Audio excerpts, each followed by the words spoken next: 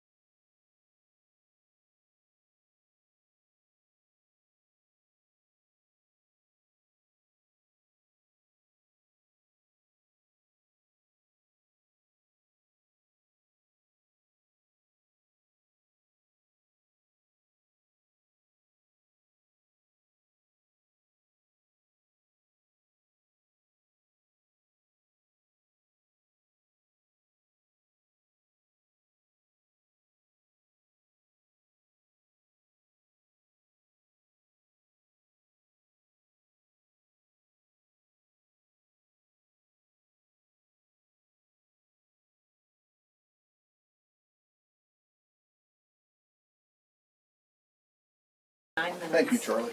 Yes, sir. Let's see, I need one more. Oh, there we go. Okay, It's all David, don't leave. don't go. We're back from executive session. No action was taken.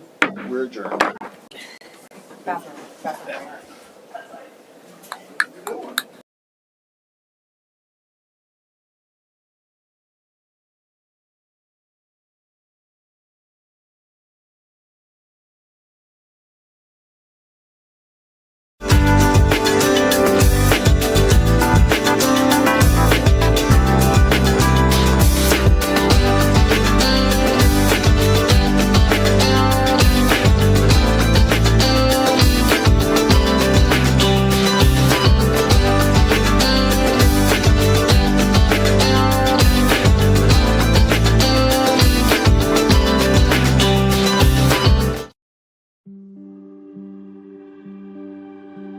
I just always had kind of a give back mentality. I was raised that way to volunteer, and it's always great to have a job that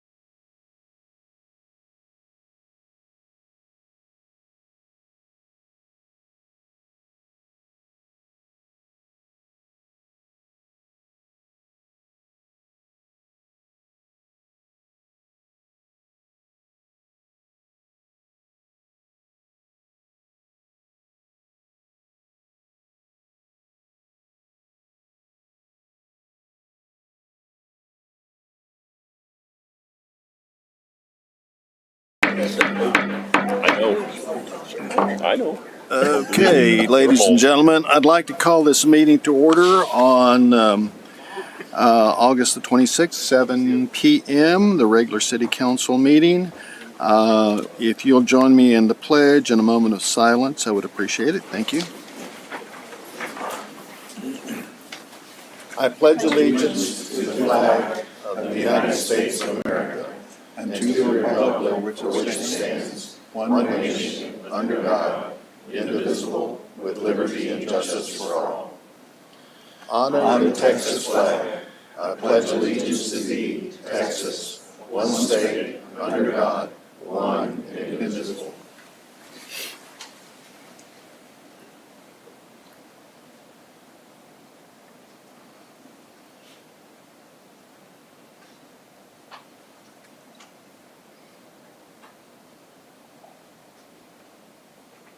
You may be seated.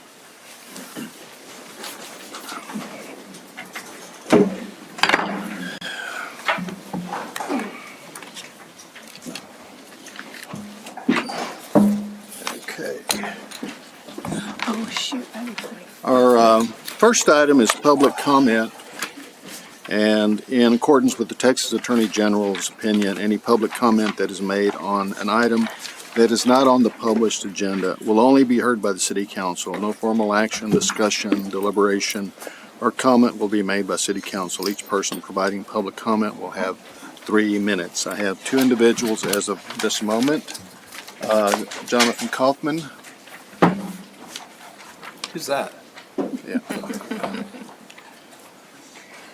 Good evening, Council, Mayor. My name is Jonathan Kaufman, and I wanted to speak this evening to urge you all to pull item 4.0 off of the consent agenda and have a conversation about housing and affordability in Pflugerville.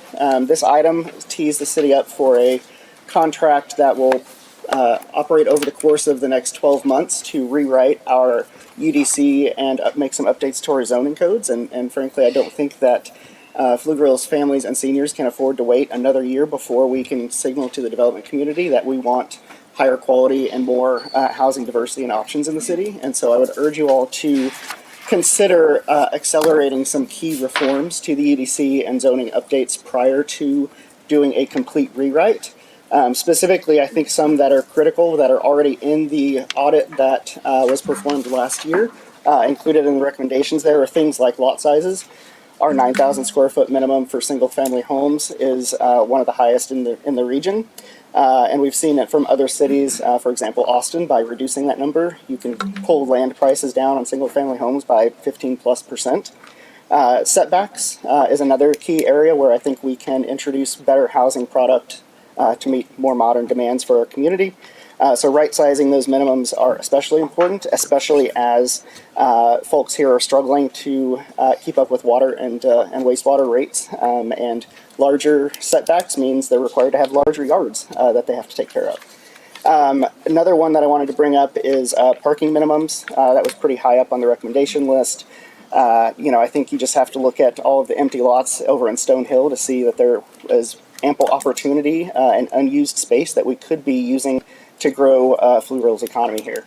So there's a variety of other recommendations, but I think those are some of the critical ones that I think that would serve the community really well if we could accelerate those, get those into market so that we can signal to the development community that this is the type of product and we need more affordable housing in Pflugerville. So I fully support doing the overall rewrite. It's a critical project. There's a ton of opportunity for us, but I don't think we can afford to wait another year before we start implementing those changes and invite that new development. Thank you. Thank you. Appreciate it.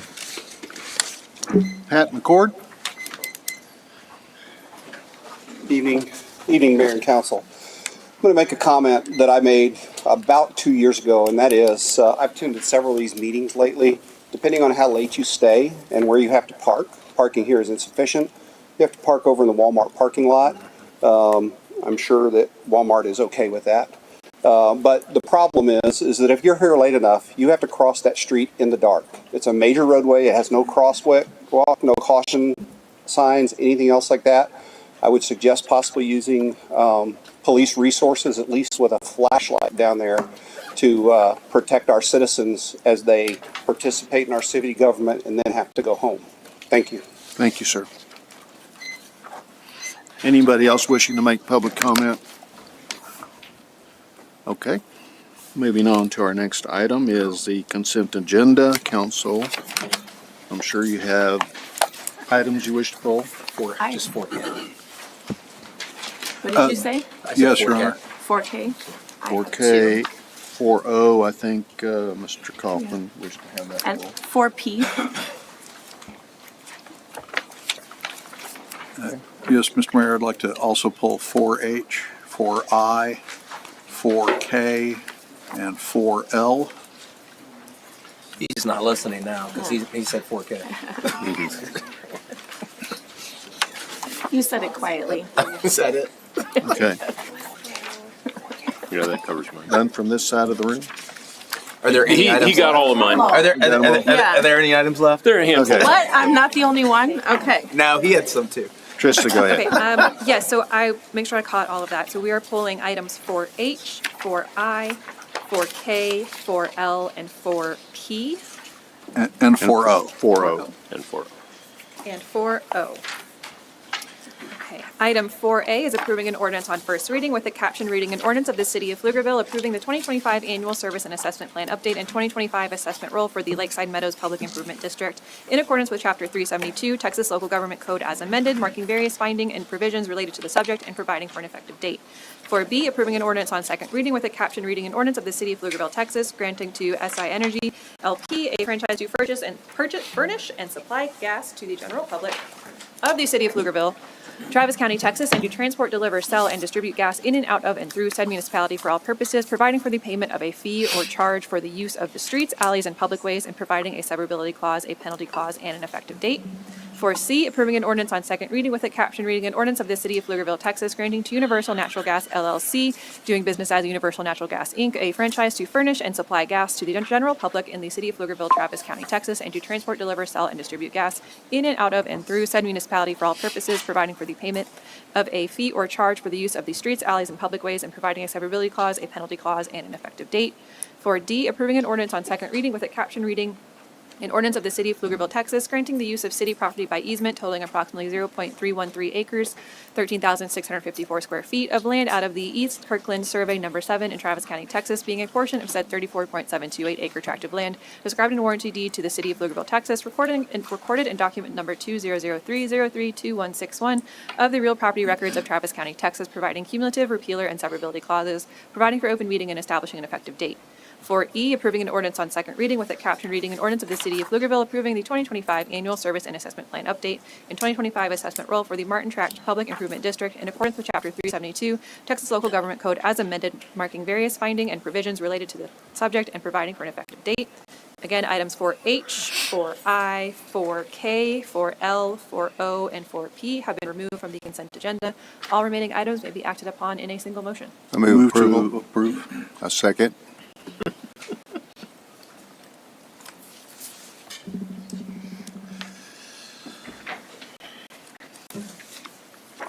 Okay, motion carried. Thank you. Our next item is public hearings and ordinances. I have 5A, conduct a public hearing on the FY26 proposed budget.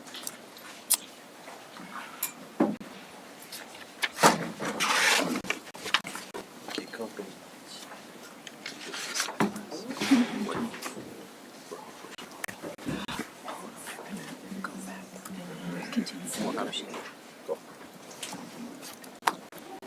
Good evening, Perfect. Mayor and Council. Tracy Waldron, Finance Director. So tonight, we do have a public hearing on the fiscal 26 proposed budget. This will be a high level of all the major funds. We start out our process of creating the budget through public engagement. During this budget process, we did go through the strategic plan process. We also had a biennial residential survey that was conducted. So throughout the budget document, there is connections to pointing out things in the budget that go back and highlight things that were of top priority in that residential survey. This budget includes funds to start implementing these priorities. These pillars residents identified as priorities. Just going over some definitions. Property tax is a large portion of revenue for our general fund and our debt service fund. So wanting to highlight what that tax rate looks like. It has two parts, a maintenance and operations, which funds our general fund, and an interest in sinking, which is our debt service fund. The no new revenue rate is tax rate required to produce the same amount of revenue current fiscal year over previous fiscal year. The voter approval rate is the maximum rate allowed by law without voter approval by election. The voter approval rate is 3.5% over the no new revenue rate. This is just how we get to the total voter approval rate by using the voter approval M&O plus debt service rate. The city does not have any unused increment at this point, so that gets us to the voter approval tax rate. This is just a comparison of the current proposed rate and the rate calculations based on last year's calculations. The proposed tax rate is at 53.5. The voter approval M&O rate is 0.25, and the debt rate is 28.50. The no new revenue tax rate was calculated at 52.64.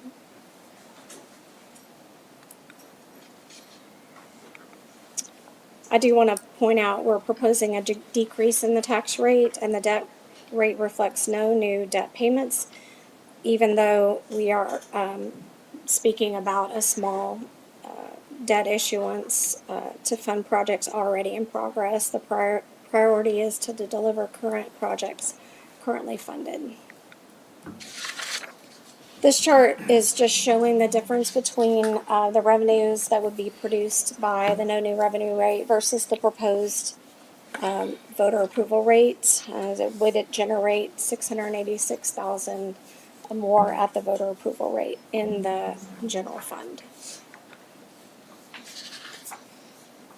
This chart is comparing the average homestead value over last year's value. The median taxable amount was updated for this slide versus previous slides that have been presented to 382. It was at 383. So the average increase annually is $45, which works out to be about $4 per month on the average taxable value. This chart compares the tax rate with taxes paid by the average homestead, and it tracks the tax rate trends on those. As you can see, that tax rate had been coming down until we got to fiscal 24, where we had increased our debt rate that year. Can you say that last part again? Mm-hmm. So in fiscal 24, we did have to increase the debt rate. And that was based on voter approved bonds at the time? It was based on all the bonds sold in 23, which did include some GO bonds. This is just another way of looking at the appraised taxable value and just tracking commercial and residential growth. Commercial makes up about 28% of our taxable value, residential 72%. Benchmarking can be helpful, but we have to be cautious because not all communities are growing at the same rate. And so this is just where Pflugerville falls in comparison to these other jurisdictions. So, again, I'm glad you brought that up. So when we look at Cedar Park and Round Rock, those are built-out communities, and consequently, when we talk about expenditures made, particularly for debt for things like a wastewater treatment plant or expansion of water services, those would not be impacting that community at that point because it's already built out, as opposed to our community, where in fact we still don't have 50% of our citizens here yet. But to be clear, those utility funds are on our water rates, not our Yeah. property Yeah, tax. right. But what happens is that when you're looking at Yeah. M&O and all the other aspects with it, that's what you get with it. Some of the key budget assumptions, these are for all funds. Fund balance target 25%, that's also at our policy. The voter approval rate was used for this budget. There was conservative sales tax projections, the 3% increase was assumed. There was also increases in certain fees, development, parks and recreation and utilities. And those are detailed out in the proposed document and what those changes were. On the expense side, general fund positions decreased while utility fund positions increased. Annual 3% increase on base salaries. There was a 5% increase on health insurance. Overall reduction in employee appreciation, training, employee incentives, and there was an increase in maintenance costs for expanded parks facilities. In the debt service, total general fund debt service is 42 million. Utility is at 33 million. There is a proposed maximum 99 million increase, basically a 2026 certificate of obligation as part of the CIP 5-year plan.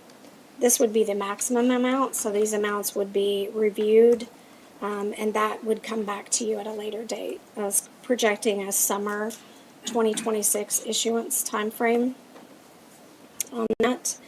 Some of the major projects in the general fund were the Public Works Complex and Emmanuel Road, and then the water and wastewater CIPs. At a high level snapshot of the major funds, government funds include general fund, the general fund debt service, and general capital projects at 380 million. Special revenue at 8.2 million includes the hotel occupancy tax, court special revenue, the public education government fund, the tax increment reinvestment zone, the public improvement districts, and the public safety special revenue. The utility is at 381 million. The water and wastewater operating fund is at 72 million. There's a solid waste fund and the utility capital projects fund. And then the Pflugerville Community Development Corporation's at 22 million. So looking at general fund and debt service, we'll start with the debt service, which is the INS tax rate. Projected for fiscal 25 at 32.5 million. The fiscal 26 budget is at 33.1 million. It's an increase of 1.7% over fiscal 25 projections. As I mentioned earlier, no new debt added to this rate, focusing on completion of current approved projects without existing funds, with a small issuance to cover projects already in progress. And some of those projects, the Emmanuel Road and the Public Works Complex, are already underway. This was a slide that was added because there was conversation about the drawing down of the fund balance in the debt service fund. So this is a forecast going out to fiscal 2029 that shows estimated revenues over expenditures and where that fund balance lands year over year. And because of the fact is you're showing by 2029, I mean, flattening over here, there's going to have to be significant discussions about what that looks like moving forward, because there's going to be significant debt services that need to be paid off, regarding some of these major projects that are coming through. So the assumptions in this chart are current debt payments as we have them today. But it also includes the 30 million if that gets issued at the full amount, and a 6% growth of property tax, which I went back and looked over the last 6 years. It's been at 12%, but there were 2 really high years, so I feel like the 6% is pretty conservative. But it still wouldn't keep up with the growth and the needs of the cities, which you're telling me. Correct.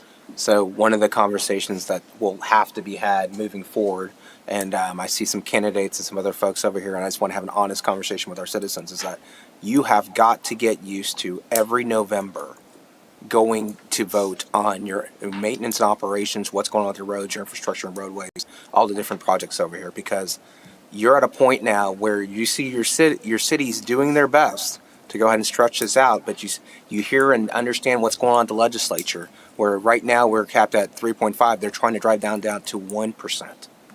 And that's just going to force the necessity for everyone here. If you want the services that you want and you need, you have to go out there and vote for them. It's not going to be easy for any council moving forward to that, particularly when you have a rapid growth city like we do over here with that, that's not going to be able to keep up with those things unless you're doing that. Then you fall back into the quagmire that we used to have regarding what's going on with the maintenance on these roads. Why can't this project occur right here? So what are the necessary services that we're going to go ahead and pay for moving forward? So those who are going to be sitting in these seats over here moving forward, it's going to be a very tough discussion. And you as citizens need to stay informed and understand that they're going to need your support for you to tell them what you want and what you need, because it's no longer going to be the ability to just rely on the people who are up here for that. It's going to be on you. I wanted to also include this slide. We've looked at this before, but this is based on the current capital improvement plan, and it's basically the amount that would need to be issued in the future to keep up with that plan and those projects. I mean, So you can see that increases quite a bit over time.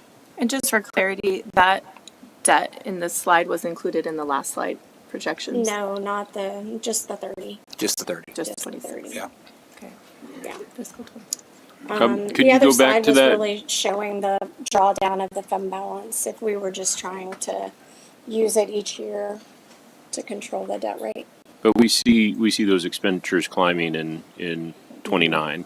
Because that's just the 30 million debt. Wouldn't that be reflected in 27 and 28? It is in 27. But 29 is higher. So you can see 26, it goes up in 27, kind of stays a little flat in 28 and goes up a little bit in 29. All because of that 30. I know. It's going to be real tough decisions coming up. And our financial advisor will lay out our debt based on our current debt. So, it may not be perfectly even payments because of our current debt and how it's in totality. How each we year. ladder that in order to make it manageable. Well, because to Doug's point, I guess I'm not understanding the big, I guess, several million increase from 27 to 28 if there's just the 30 million increase. It's just the debt schedule payments. It's a schedule. Because what we've been trying to do is slow it down as much as we can. But do we have, are our debt payments variable, or they increase over time, or the interest and principal is the same amount for each bond? It's not the same amount each year. Yeah. Okay. It's So, okay. It's So I guess not- that's the missing piece that I didn't know. There's variable payments that increase over time, over the 30 years? They ladder it out depending on the issue, and so they try to keep it as flat as they can over time. But this is with the 30 million in there. so it does jump up in 27 and 28 and a little bit more in 29. So I'll keep it real. You as staff have heard from us numerous times, talking about what we can do, because we knew that we had to expand the water and wastewater treatment plants. We knew that was going to be a huge hit on citizens from that standpoint, just due to that expansion. So we were looking at other areas where we can try to save them money and go ahead and push it out, stretch it out as far as we can. Consequently, that's why you're seeing what we're doing with our fund balance in this aspect. And when you see the structures, we were saying lay it out further, because we're hopeful by that point that'll catch up with some of the other aspects with it. But this is just us trying our best to keep costs down as best we can for the citizens. And, I don't blame them for hearing their frustrations about these things. But the reality is that if you want clean water, if you want to go on RP, if you want something, there are people who literally are losing water and are not able to issue permits because of what's going on with water in Central Texas. It's going to cost money. Now, I'm all open for innovation and trying to find different ways that we can go and try to get about this, but we've got to have an honest conversation, because I think, honestly, a lot of people, outside of this council, because we do get I do want to make sure it's clear. This council gets a lot of credit from a lot of people about having a conversation about water that people aren't. There's going to be winners and losers, and you're going to find out very quickly. We're not talking about 5-10 years away. We're talking about 2-3 years away about who's losing on water and why. It was very fortunate for this council years ago to go ahead and go get that second straw. But just for clarity, this is general fund This debt is and just doesn't general include fund. water. Yeah. That's correct. But Okay. but the conversation. Well, I know, but I the know. conversation of water is Yes, the reason why I know, but this you stretched this this out graph specifically. is roads and parks and facilities, and it's not water. And the reason why we have it stretched out, because you asked, why is it? You're like, why is there a jump from there? It's because we knew that water was going to impact when it did. So what other things can we do to offset it? So they're not necessarily mutually exclusive. In fact, it's a domino effect on what decisions are being made. You're saying because of the water project side. that on the general fund you structured the debt payment schedule differently. If you're gonna go ahead and have someone pay over here with us as well, what can you do to help them to go ahead and massage the concerns on the other side of it? It's an equation. It's a balancing act. I'll give you that. So this is a very high level snapshot of the general fund summary. We're going to dig in a little deeper going forward. But reoccurring revenue over reoccurring expenditures is balanced. About an $800,000 increase in revenue over fiscal 25 projections, 1.4 million increase in the expenditures. It does assume a 1.5 payment of capital outlay and one-time charges, which leaves us at a fund balance of 19.5 million, which is 30% fund balance reserve. The difference between the 25% policy and the 30% is about 3.4 million. On the revenue side, property tax is going up about $1 million. Total appraised value increased $552 million. 31% of that was new property valuation at $172 million. Sales tax is increasing $592,000. It's a 3% increase over the fiscal 25 projections. That is still trending pretty close to what we're seeing currently month over month. All the other fees are actually decreasing over the projections by $787,000. What was our sales tax projection for this year for FY25? 19.7. Was it 5? 5%? It was 5%. Okay. Yes, but we're coming in at more like 3. Yeah. No, that's For sure. I'm just some of these questions, some of these things I'm saying is because the citizens need to hear this and understand this is real, like what's happening here. Recreation revenue is estimated to increase 42% by $364,000. That is based on some new established fees. There's our snapshot of our sales tax. And as you can see, the last couple of years has been a little bit more flattened growth. On Can the you go general back fund, a second there? I noticed there was a very large increase in the expected revenue from recreation. I'm sorry, one more back there. Estimated a 42% increase in recreation revenue. Where's that coming from? that's coming from increased fees that were, we reviewed the increase in those fees at one of the workshops, I think in June. So we're looking at increased fees, and we're not expecting there to be a decrease in usage at the same time? I don't believe so. You may want to ask someone who actually does Parks and Rec back there. So they did feed me those increases, so we did plug them in, but they're based on the pavilion rentals and those field fees. That may have been the meeting he was not at. Yeah. Okay. I think there was consensus that they weren't increasing them enough to actually see a decrease in usage. We're still a good bargain, and particularly given some of our facilities are frankly some of the best in the region, if not the state. We're still a good bargain at our price. So the question was, what do we feel comfortable to help move that? Because you're never going to be in the red. I mean, the black. Right. No, it's you always wanna- about partial cost recovery on recreation facilities. There's I just wanna make demand and sure that there's we're not pricing ourselves out of the market. Yeah. so there's demand and there's pressure, right? So You think if you increase the fees, you may reduce demand, but if there's Well, pressure, if those were booking up within minutes, now they might book up within hours or within days, but we still expect those rental facilities to be booked pretty solid based on the pressure that we've seen on them. And to your point, since we were talking about making sure we keep more information, maybe what we ask is for a report quarterly and see if Yeah, it's to see changed. how that plays out. 'Cause eventually, you raise the rate high enough, the usage goes down, Sure. and we want to be at the right point on that demand curve. Unless you're the Dallas Cowboys. So that's another I think story. if I recall correctly, staff did look at rates in neighboring cities and we were still Yeah. in line with, and we weren't like over There it is. the regional prices, so. Yeah. I mean, I still can't believe we're cheaper than George McAllison Park. I blame you for that because our park is much better than that one, but that's another story. So some of the fund balance expenditure highlights, total reduction of 13 positions, health insurance increase 5%, annual 3% cost of living, total increase of 2 million in this category over fiscal 25 projections. And health insurance, there's significant shakeup. That's just an estimate of what we believe. That's going That's to be correct. correct, because we actually are on a calendar year cycle, Yeah. not a fiscal year cycle. Just want to make sure people, if you see a mid-year amendment, it's because health insurance is shaking up dramatically.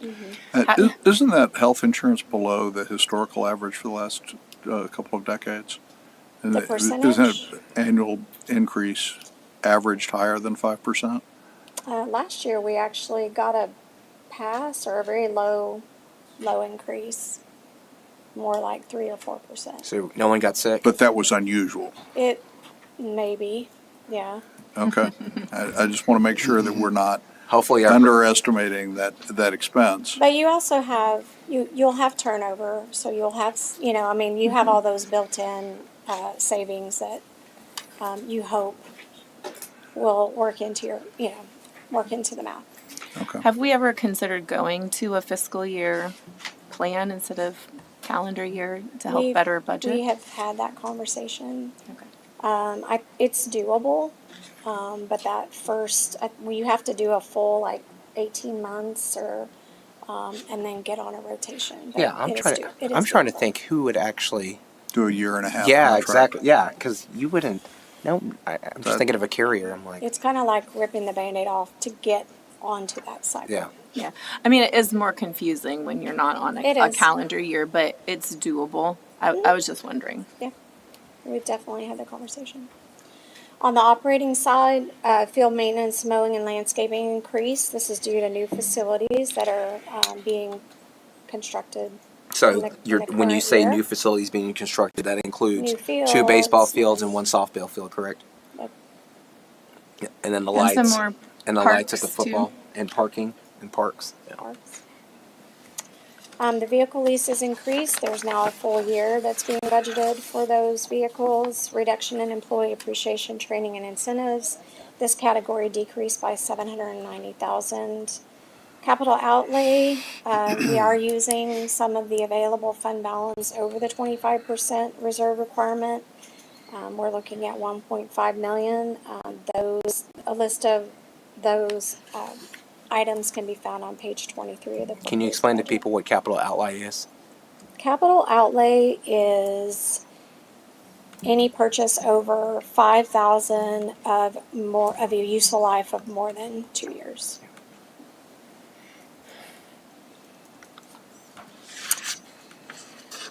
So this is just a list of reductions that were made to the budget. We've already talked about the 13 positions. We did scale back on the goatscaping, closing Windermere Pool, reducing frequency of expenditures on some of the events, special events, reduced concrete trail improvements, reduced annual budget for new library collections and digital media, reduced third-party consultants in various departments.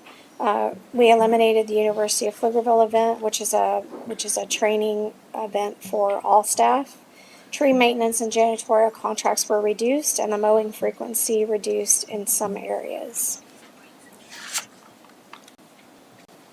This is just a comparison of the fiscal 26 proposed budget compared to the service level that was included in the fiscal 25 budget, and what that difference is. These are the events that we were speaking of earlier, and what the last column is the delta that we would need to find in order to fund all of these at 100%. I have a question on the trail improvements because we have trail improvements in the CIP. That's over $1 million. So what's the difference of trail improvements in the general fund versus the CIP? So the CIP is new trails, is my understanding, and Parks can confirm that by a nod. Whereas what's in the general fund is maintenance. So basically M&O.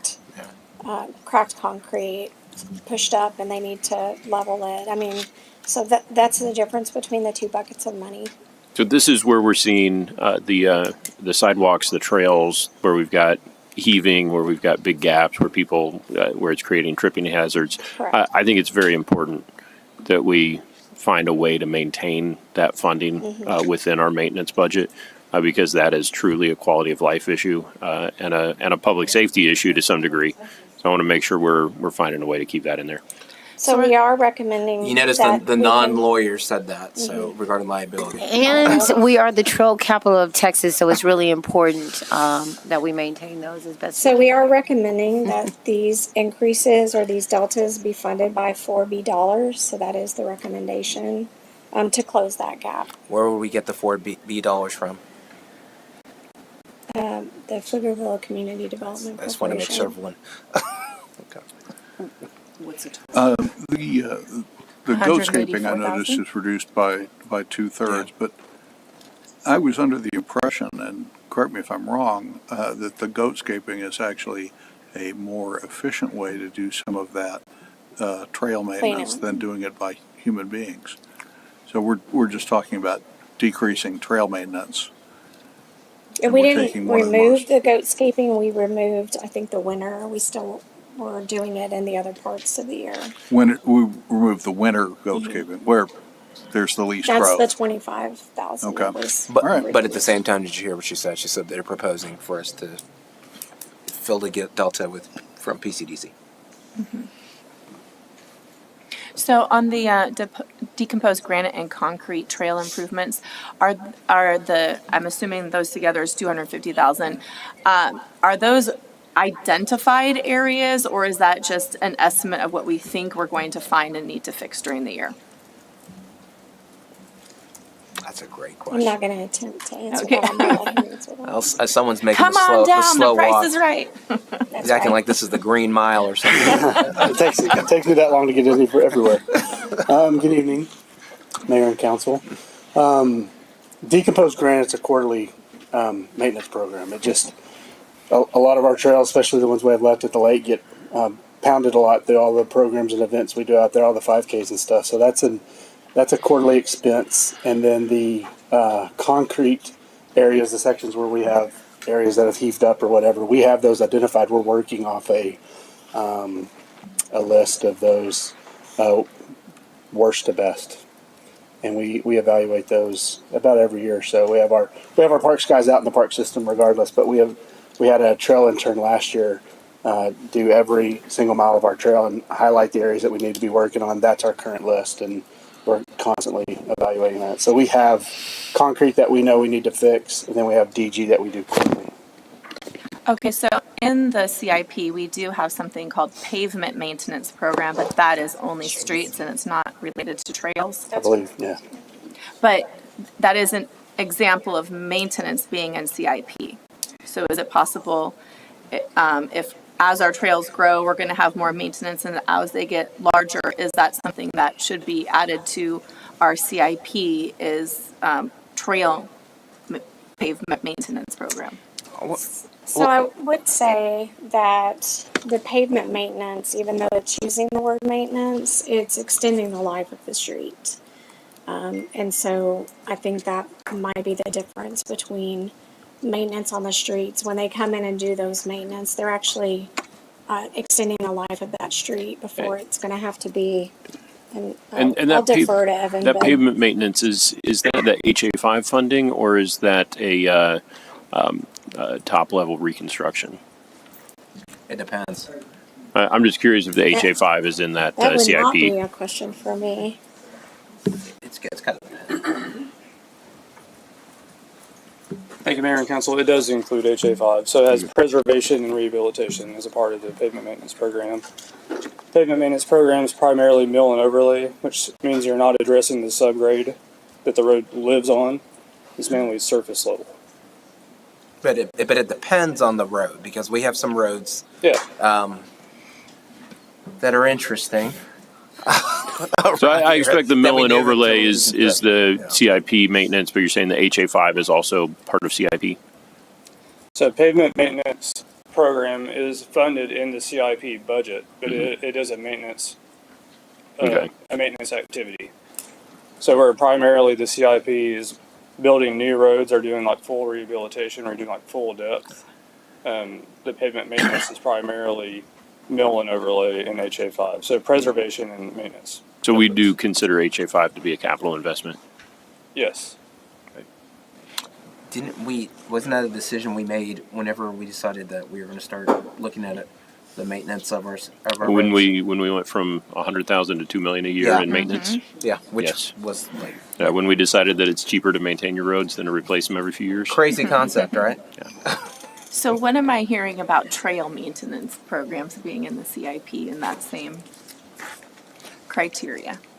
Is that, I mean, we can talk about it later. I'm just exploring opportunities. I guess I just thought about it because I thought I thought one of the things that we had an issue with 1849 originally was that we did not include M&O and personnel out there. That was something that was like not included in what we're rooms with that. I'm guessing we can ask our guy over here that if for our projects moving forward, those kind of ideas are already included and concepts in there. But as far as our trail stuff, everything in the CIP budget is gaps, improvements. It's not maintenance. The maintenance, the concrete and the goatscaping and the DG that's in the general fund is all maintenance going to the current 60 miles of trails that we have. And you wouldn't say it's. I was thinking of concrete, It's not really the extending concrete. the life of the sidewalk. The sidewalk's still going to have the same life to fix the, what do you call it? We call them trails. Sheaves or Yeah. or any cracks or stuff. So I mean, that's really is the difference between what they're doing with the street maintenance is they're extending the life of that street. I really think that's the difference between the two maintenance. Thank you.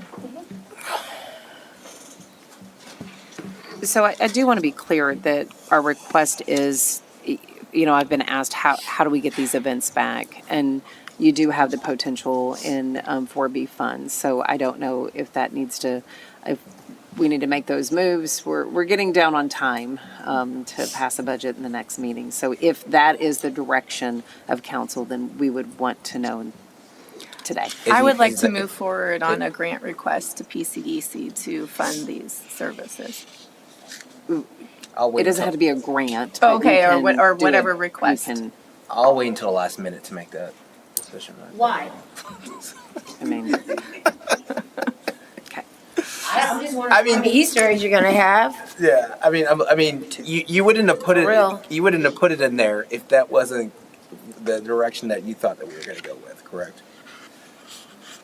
it is currently not in the budget. No. I'm as- saying on a slate for us to look at with, hey, listen, this is an opportunity for us to. I think last meeting we You'll said ask. specifically, Yes, I know You'll I ask said what- no, it was not a good idea to cut these quality of life issues. Yeah. So we took these what you programs. stated and placed it there and are trying to find ulterior ways to fix our general fund O&M that continues to need to be reduced. Yeah, and I don't think anybody, correct me if I'm wrong, last meeting, I don't think anyone said otherwise to you. We're like, yeah, let's try to do it.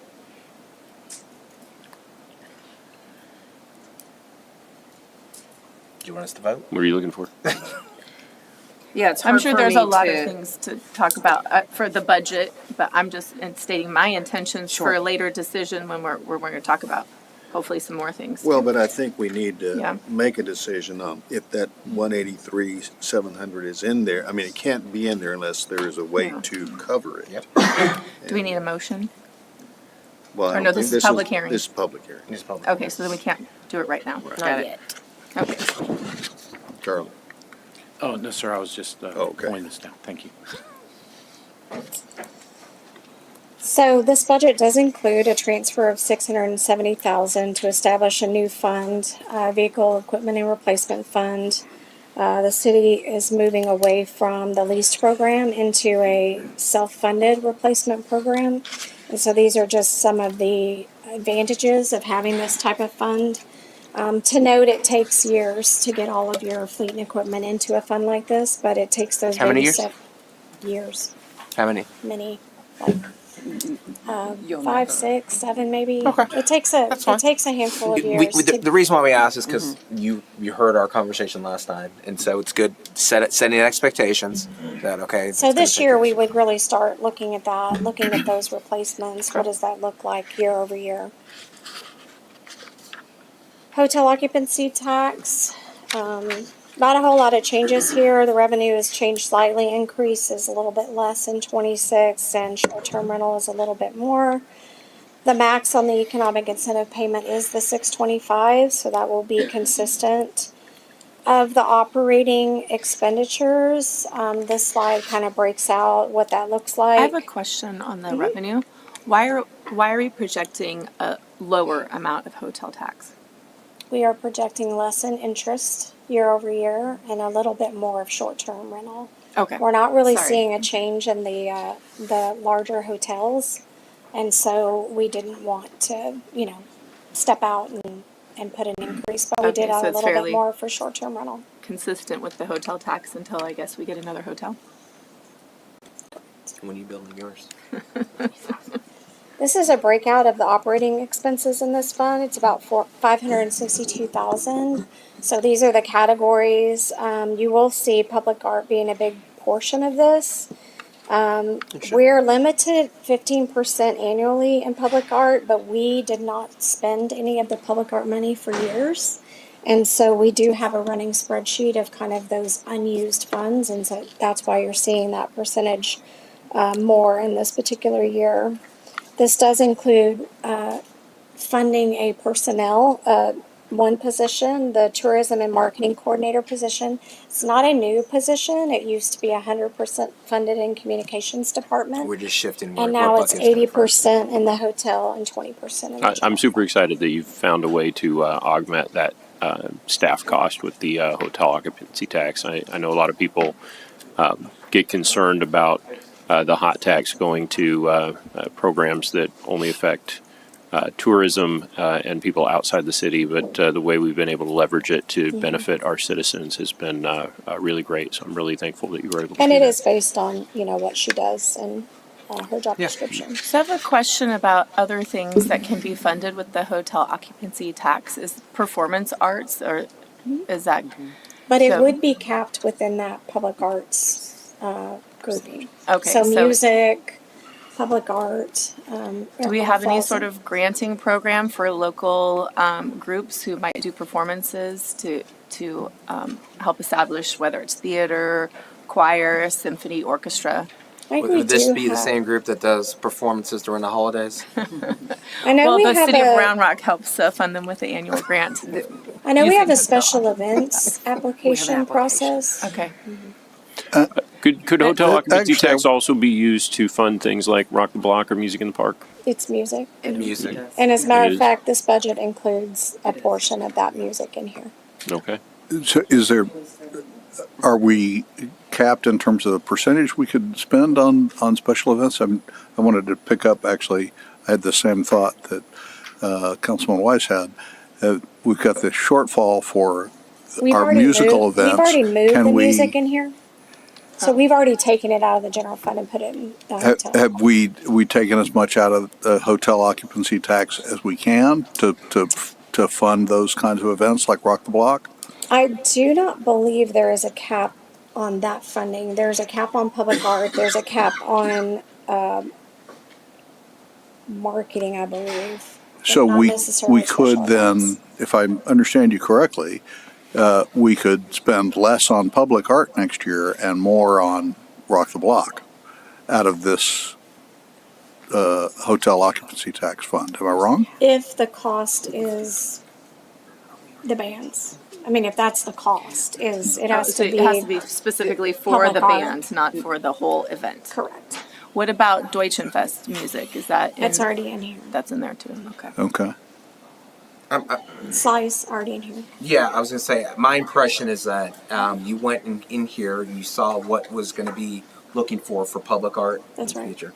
You knew what that can be actually capped at, and then therefore you started to look and see how can I, for a better lack of term, Frankenstein, to support for the actual music, activities that we have here from that, and that's why you came up with the idea of, hey, listen, part of the things that PCDC can utilize for is to help support some of those things. We did the same thing with special revenue. Like if there were things in the general fund that could be funded with special revenue, we adjusted that.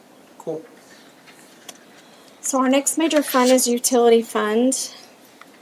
The water wastewater operating fund revenue is being budgeted at 72 million with operating expenditures at 36, 37 rounded up.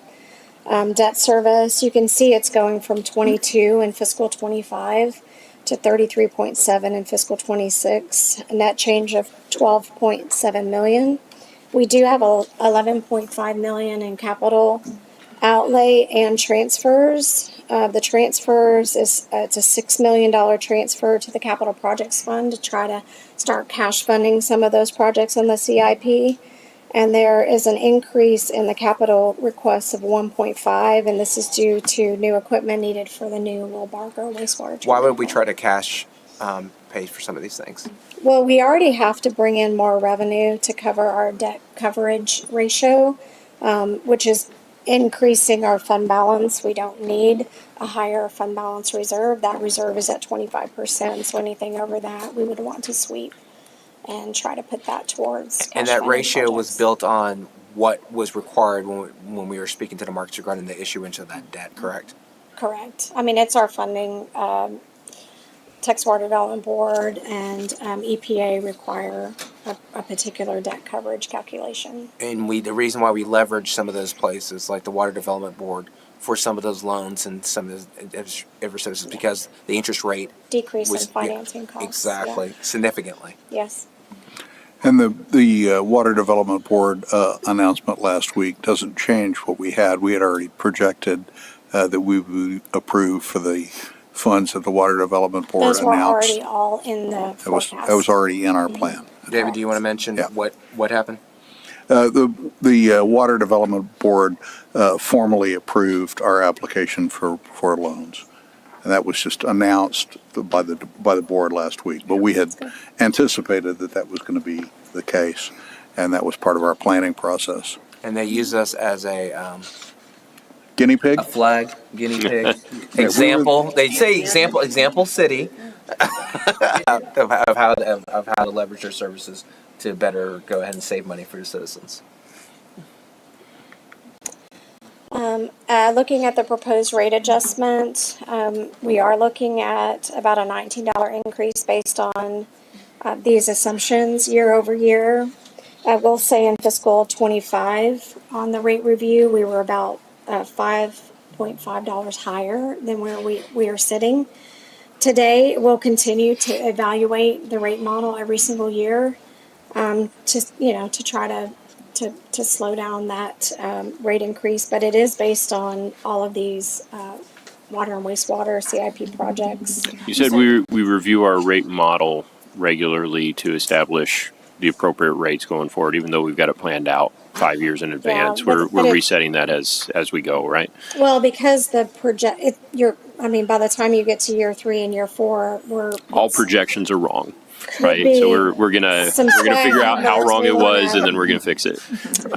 we go back and overwrite the projection with the actuals Okay. so that we can see kind of where we landed, and then that helps dial in new projections. So let me ask this: at what point in time we're reviewing our model, but at what point in time would we review our methodology? It's all part of the same review. Okay. So the assumptions are in Are we, there. are we engaging the rate case or the rate specialist each time? And Yes. is there an opportunity in there where we can reevaluate the mix of base and variable charges that we charge customers? Mm-hmm. All right. I want to see us take a hard look at that because, as I understand it, 95% of our customers use 50% of our water. The other 5% use the other half. And I want to make sure that Okay. our large commercial customers are paying an appropriate share of the debt service that are part of the demand that they put on the system. Can you make sure you say that last part again about 95% versus 5%? 95% of our customers, our residential customers, only use half of our water. I think it's more effective you say 5% 5% of the customers use half of our water. 50%. That use 50% of the water. I did have Make sure y'all hear that. Yeah. Tracy, could you explain what you said about $5 you were So each year we give a window of several years worth of rates. Mm-hmm. And so last year when we brought the 5 years worth of rates, we were $5 higher than we're actually sitting with our proposed rates. so our new rates So our for this new year is projections $5 are lower than what we stepped out with a year ago. So this just is, a lot of it is just refining the assumptions, but also refining, the costs of the projects. Those are, if they're coming in and the actuals are, we saw a $20 million savings on the raw water line. So all of those things play into those rate assumptions. Because if I recall correctly, 2 years ago, it was a projected $45 per month increase. Then the next year it was another $45, and then next year it was $40. So if I recall the actuals, it was 45, 18, and now 19. Was the increases, I think. I just looked at what we presented last year compared to what we presented this year. So even though it is still a large increase, at least the last 2 years are only about half of what was forecasted. It's low down dramatic, yeah. And that's why. But then going to refining your assumptions and your estimates are. And that's exact. Boy, you know what? Don't ever let her know she's right on something. But to her point, it's good to hear that you said, hey, listen, we make these assumptions, we make these assessments, and the people that we work at, we still continue to go ahead and talk to make sure our assumptions were correct. Yeah. We're moving forward on those things because I don't think anyone on this dais, I don't think anyone who works here, I don't think any of the citizens wants things to increase at a significant rate that's unnecessarily a burden to our citizens. Right. So some of the expenditure highlights in the water, wastewater operating fund, total positions increased by 12. Same assumptions for personnel as general fund. There's a $1.1 million increase. The operating and debt, vehicle lease, sludge hauling, and electrical costs all saw an increase. Maintenance and chemicals. That was a $1.7 million increase in operating. The debt service, $33.7 million. It's a $11.7 million increase over fiscal 25 projections. On the capital and transfer side, there is new equipment for Wilbarger wastewater treatment plant. Total $2.7 million. This is an increase of $1.7 million over last year, and we do have the $6 million transfer to the capital projects fund. Sorry, I do have a question on that because I thought that the capital outlay was 11 million-ish, 11.5. It included the transfer. Okay, so that's 6 million and 2.7, so that's about 9. What is the other 2 million for the capital outlay? John will pull that for you, and we'll get that for you. Okay, thank you. So on the solid waste fund, not a lot of changes here. This fund doesn't change year over year all that much. Just wanted to point out that there is no rate increases proposed in this budget.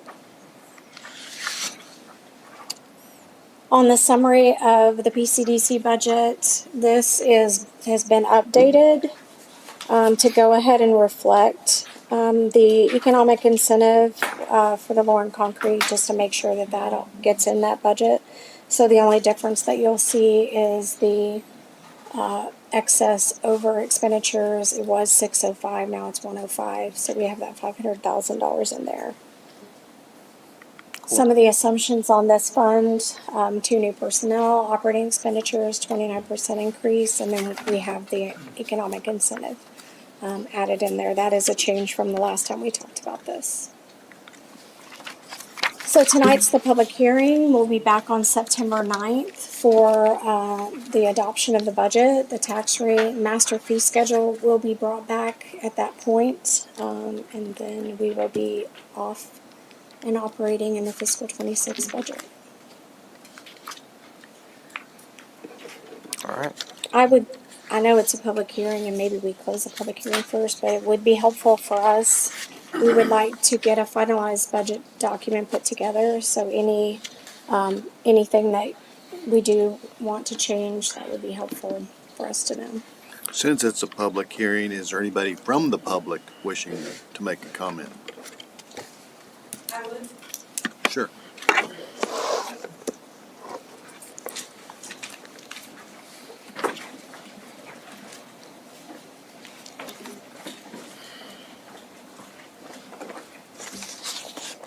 Thank you for providing me the time. Need your name, please? Yes, good evening. My name is Kaylee Jensen, and I'm here to urge you to include real public transit, specifically buses, in the fiscal year 26 budget. The Fetch a Ride program made sense during COVID when we needed socially distanced, single occupancy transportation to keep people safe, but we're no longer in a pandemic emergency. Now is the time to invest in public infrastructure that actually reduces private vehicles on our roads and serves our community's long-term needs. I've lived in Pflugerville since 2019, conducting all of my business here, yet I can't access Fetch a Ride due to arbitrary service area restrictions. How can we justify a program funded by all taxpayers that excludes some of the very residents paying for it? But this points to a much deeper problem: our complete neglect of basic transportation infrastructure. My neighborhood, like many others, has no sidewalks. Dessau Road, a major feeder street, has no sidewalks or bike lanes. I actually owned a bike when I moved here, excited about the possibility of cycling in our community. I had to get rid of it because there's literally nowhere safe to ride. We've created a city where residents are forced into single occupancy vehicle transportation, then wonder why we have traffic problems. When I moved here in 2019, I expected an up-and-coming city to be building infrastructure for the future. Instead, 6 years later, we're still creating complicated programs with endless restrictions that funnel our tax dollars to massive corporations like Uber, while basic infrastructure remains non-existent. Residents have repeatedly asked for improved transportation in city surveys. The data is clear. People want more transit options. Yet instead of acting on this feedback, we continue to subsidize ride-share companies that will inevitably replace human drivers with autonomous vehicles anyways. We're literally paying to eliminate local jobs while solving none of our transportation challenges. Real public transit, buses that move multiple passengers together, actually reduces traffic and emissions. It generates ongoing revenue through riderships, attracts residents and businesses who value transit access, and increases property values throughout the city. These are investments that pay dividends for decades. Corporate subsidies just enrich shareholders. They push our transportation problems and their escalating costs down the line, ensuring that we finally do invest in real infrastructure. It will be far more expensive than if we act now. The fiscal year 26 budget represents a critical choice. Do we continue enriching massive corporations with our tax dollars, or do we finally start building infrastructure that serves residents first? Do we keep applying Band-Aid solutions, or do we make the long-term investments our community deserves? Is that my time? Thank you. Thank you. Thank you. Is it appropriate to ask questions about what she talked to provide information? Can we get some more information from the public about the Fetch a Ride program and what the boundaries are and how we've invested in it? Right now, you want me to? Well, I don't know if you had it off. You would have to be a resident of the city of Pflugerville. So those are the boundaries. And then we add a little bit of extra boundaries. We have some other places that we can go as well. But I don't believe you're a resident of the city of Pflugerville. I would like to use transportation. I'd like to pay for it, despite that I'm not eligible. I do my business here, my HEB, my Cowboys Fit at Stonehill. I'd like to pay, and I'd like to not drive my vehicle. So I'd like transportation, buses if possible, please. I think we've had a conversation before when we've actually used Capital Metro. It just didn't work out for us. It wasn't physically responsible for us because not as many residents was using it. So I just wanted to put that out there as well. That we've had this conversation and we'll continue to have it as our city grows. Yes. And Fetch a Ride, while it only offers 10 vouchers, I feel that it was a beautiful start for us to address the need for public transportation or some assistance in the city. It's not over. Okay. All right. Thank you. Yeah, I just wanted to clarify so that everyone knew what the programs It were. is within the city. You don't have to be a resident, but within the city. So so you can take it if you're coming into Pflugerville. You can use you can use it. It's coming out. Yeah, point in the city and Sure. Yeah, Bridge. exactly. So if you want to go from and HEB to Cowboy Fit, you're eligible. Because you're coming in, and then you pay on the way out. Yeah, We'll get you some if you are information. visiting the city of Pflugerville, you're eligible for You're a Fetch a eligible. Ride voucher. If you're staying at a hotel or at a friend's house, you're just as eligible as a tax-paying Pflugerville citizen. That's right. Thank you. Is this the appropriate time? Also, I mean, I've heard some conversations often about there only being 10 vouchers per month. Any future plans to increase that, or what's the thought around that, City Manager? We have not been able to increase that. That is something I would It continues definitely to like come to up with see. our residents. Could I get an idea, what is our current Fetch a Ride estimate and what would we expect? Do we have projections if we were to increase the number of vouchers? It's the use. Sure. He's right. It's the I don't use. have it off the top of my head on the numbers. Let me see if I can get staff to send me something if y'all have it off the top. We get a monthly report. That'd be great because it's something we do hear often great. about the use, which says there's the program. They like the program, but it's the number of vouchers that you're getting. Well, also, I'd be interested in knowing how many residents maximize the 10. Yeah. We have that. You have that? We have that Okay. too, yeah. Let me Thank you. see what I can pull in the next. So so my many minutes. understanding. Don't forget and, you have them for your household. I'll I know put a full report in the weekly for y'all. this is something we've Okay, all. so we're kind of I'm sorry. deviating here from the budget process. But, although- well, this is a budget question about how much it costs, how much it would cost to expand that program.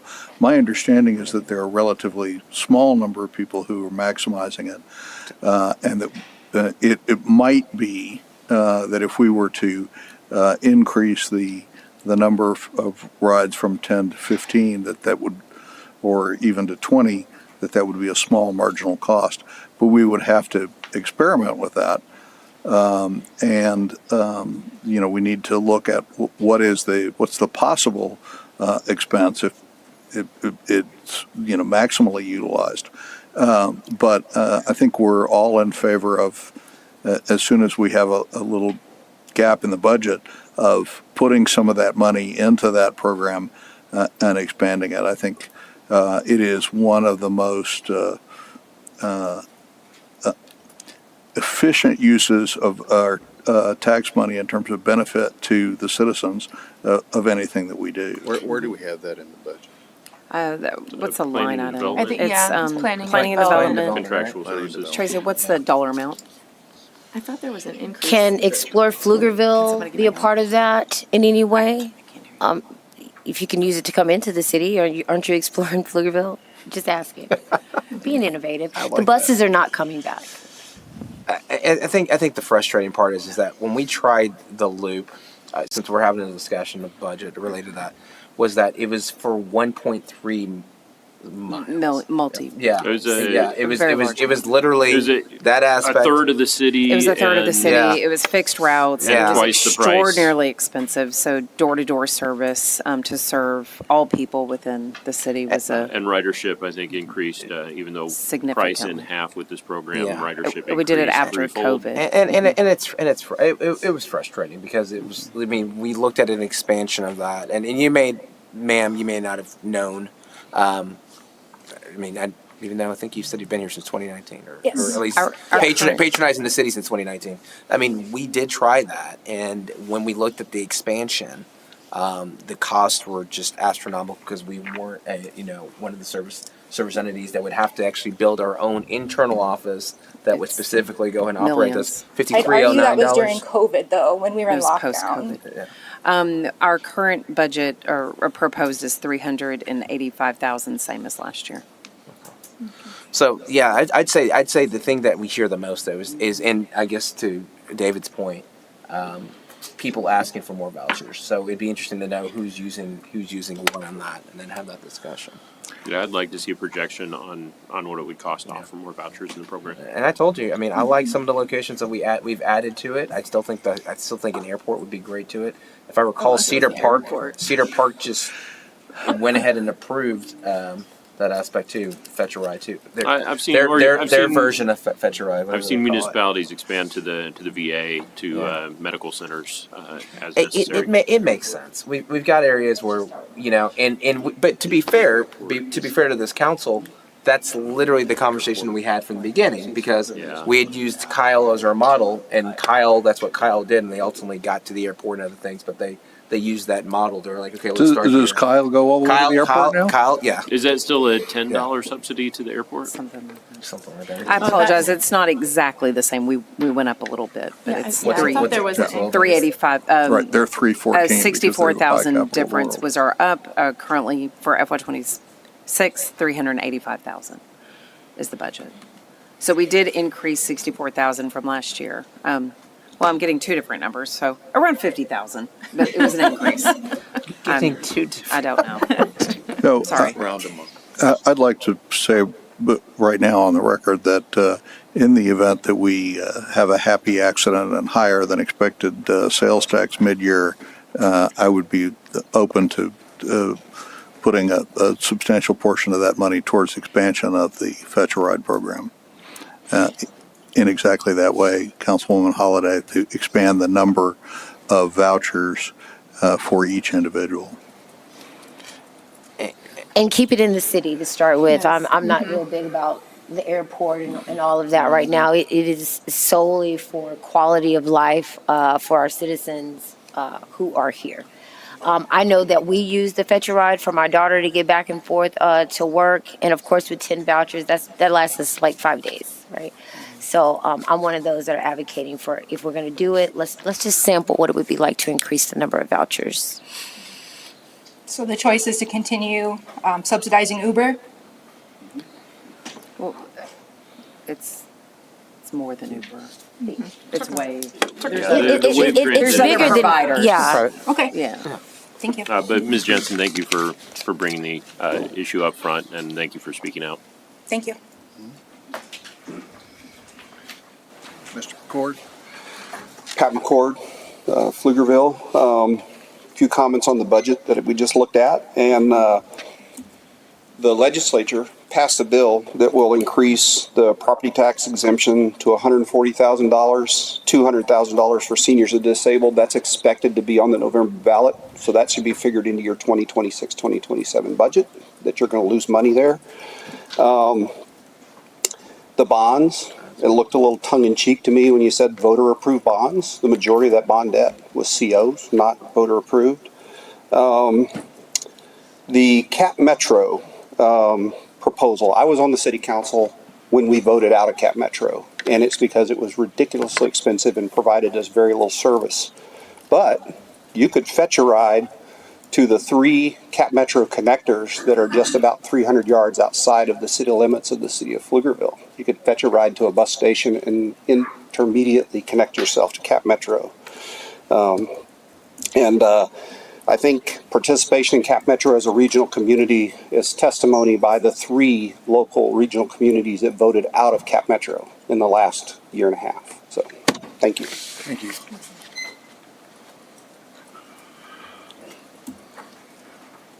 Sound like a ringing endorsement of what we're doing. Okay. Are we done? I'd like to make a motion to close public comment. Second. And while you're doing that, if council wishes to provide direction in a vote, they may do so. On an agenda item, you aren't necessarily voting on an item, you're voting to provide direction. You are relentless. For example, Well, are we still able to have conversations about this budget after we close the hearing? Yeah. Okay. Yeah, we I can just have, wasn't we can sure have because it discussion and just deliberation. said conduct a public hearing and no discuss it. Press the no button. Why? Just for practice, make sure it works.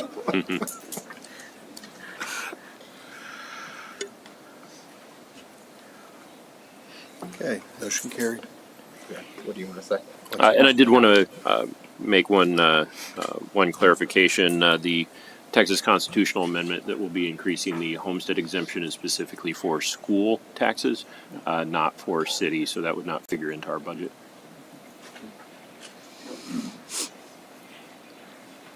What do you want to bring up? Well, there's a few things in the budget that I'd like to discuss and or propose changes to.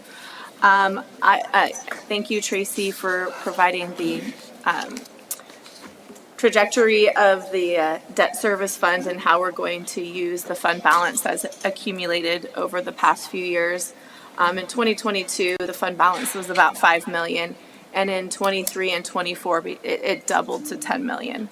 And so I think it is appropriate to use some additional fund balance in the debt service fund, which has a requirement of 0, to get us down to the no new revenue rate by reducing the debt service rate to get us to that lower rate. So that's what I would like to do. The other, another item that I would like to address, and I've... Wait, I want to be clear. Oh. You want to use some of the debt service to debt service fund to balance to reduce the debt rate. service rate, Okay. to bring it down by, I think the differential, if I understood Tracy's presentation correctly, was about 680,000 or 670,000. I want to use that from the debt service fund. We have about 18% of balance in there, and we're required to have 0. So I would like to use it this year, even though we have plans to use it in the future years. I think it's appropriate to use it now. Some other things I'd like to talk about.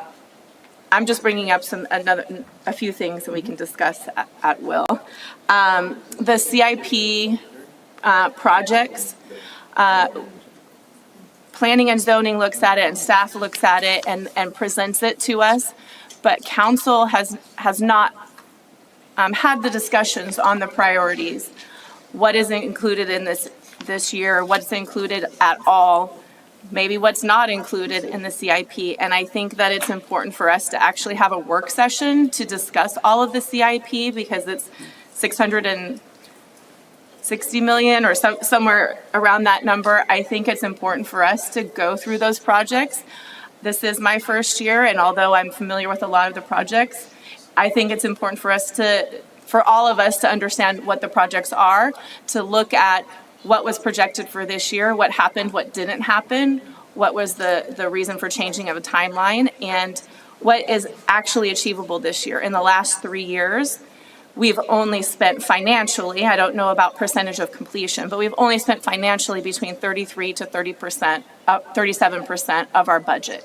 So in the last 3 years, we're only achieving about a third. So I think we need to be more realistic about what is in that list. What can actually get done? What can we actually do, given what we know, how long it takes to do projects? And specifically, pay attention to the ones that are going to add new debt, and maybe really evaluate, is that something we have to do right now? Versus all of the projects, there's $456 million in the CIP for the general fund and $137 million in the utility fund. let's focus on getting on those, and let's really be realistic about what we can achieve. And if we can achieve it, let's not propose new debt, even if it doesn't affect our tax rate until 27. But I want to have conversations about looking at it a big picture, looking at the map, making sure that there's parity across the city, and just having those discussions. And I feel like we need to have some intermediate discussions between the time the CIP is presented to us and the time we get the budget.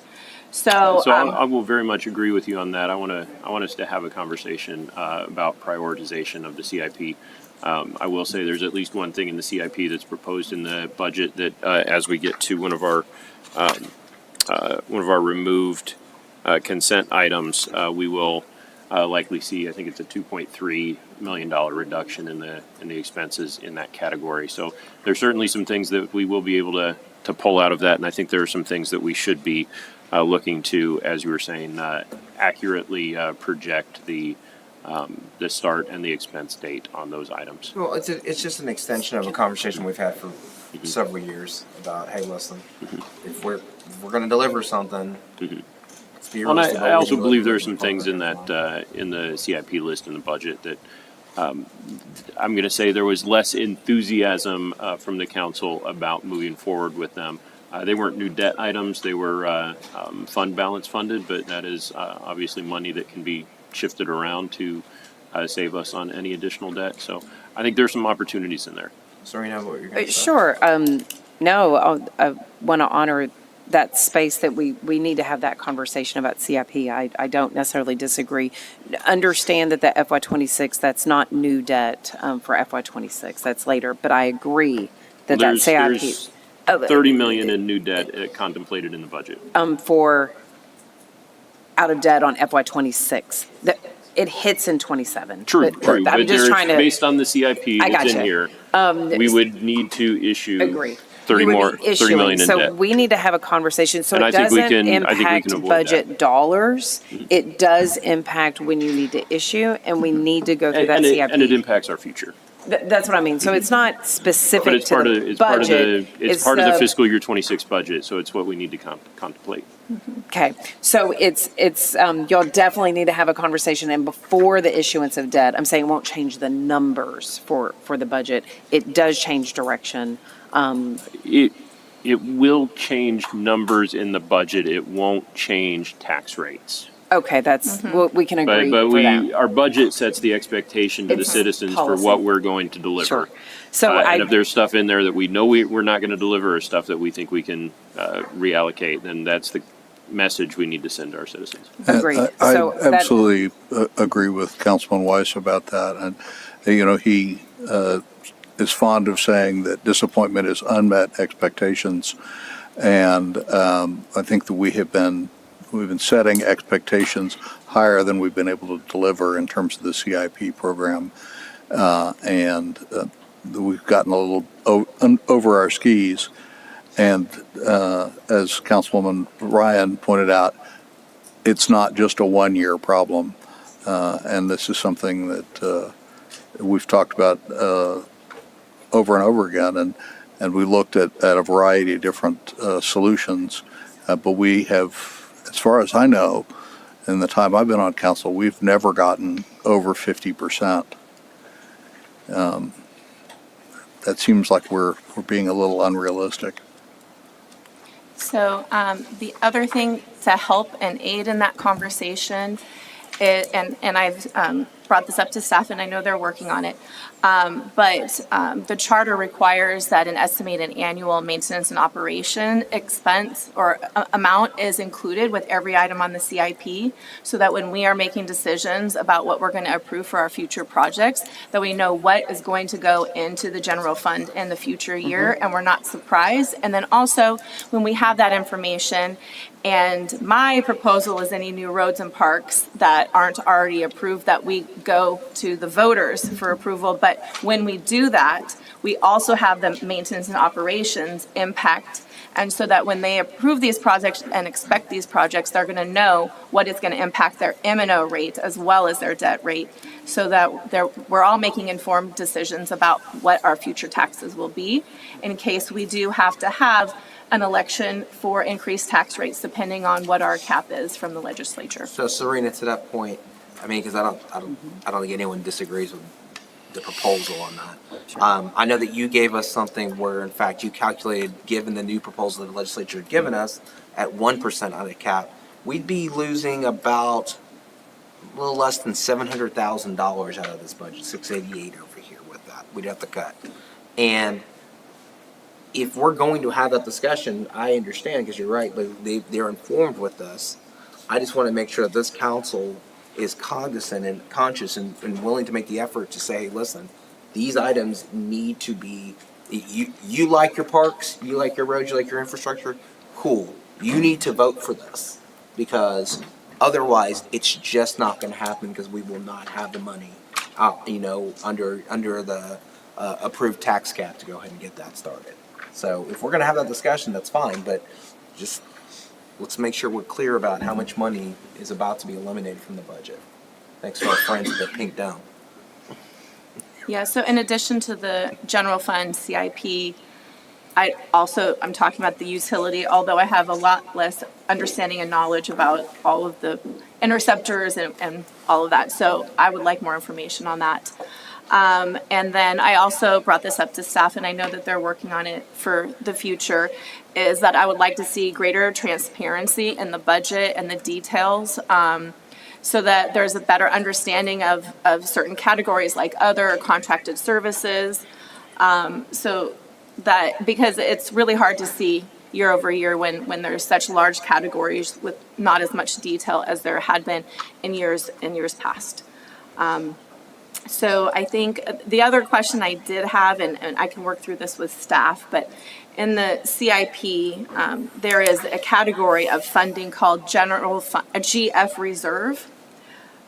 So I'm unclear of what that means, because those dollar amounts aren't coming out of the general fund reserve, so I'm not sure if that's a subcategory of the CIP. But if I could get more clarity on that at some point, later, if you want to send it to me. But I'm just want to understand what reserve, because I think there was 15 million coming from this reserve, and so I want to understand, what is this reserve, how did we get it, and should we be looking at a bigger picture view of what do we want to achieve from that reserve, and not necessarily just using it as a project comes up and we're like, well, we'll use that because we don't have any. I just want to have more clarity on what that is, and how we can use it and the best way to use it. So I did have specific things on the CIP, but that I wanted to consider removing, but I'm not sure if that's appropriate now, if other people have things they want to discuss, or if... So on that topic, on the CIP, so this is something I would like to see be done, and I'd like us to retro it if possible. I don't think you'll get it done in time for this budget approval, but maybe on the CIP, if it's going into the budget on the CIP, we should likely have an anticipated bid date on that, because I know those items that are going in the CIP, I would expect them to be bid. That goes back to our ability to execute on them, so that we do set expectations on when we should see those things coming to us.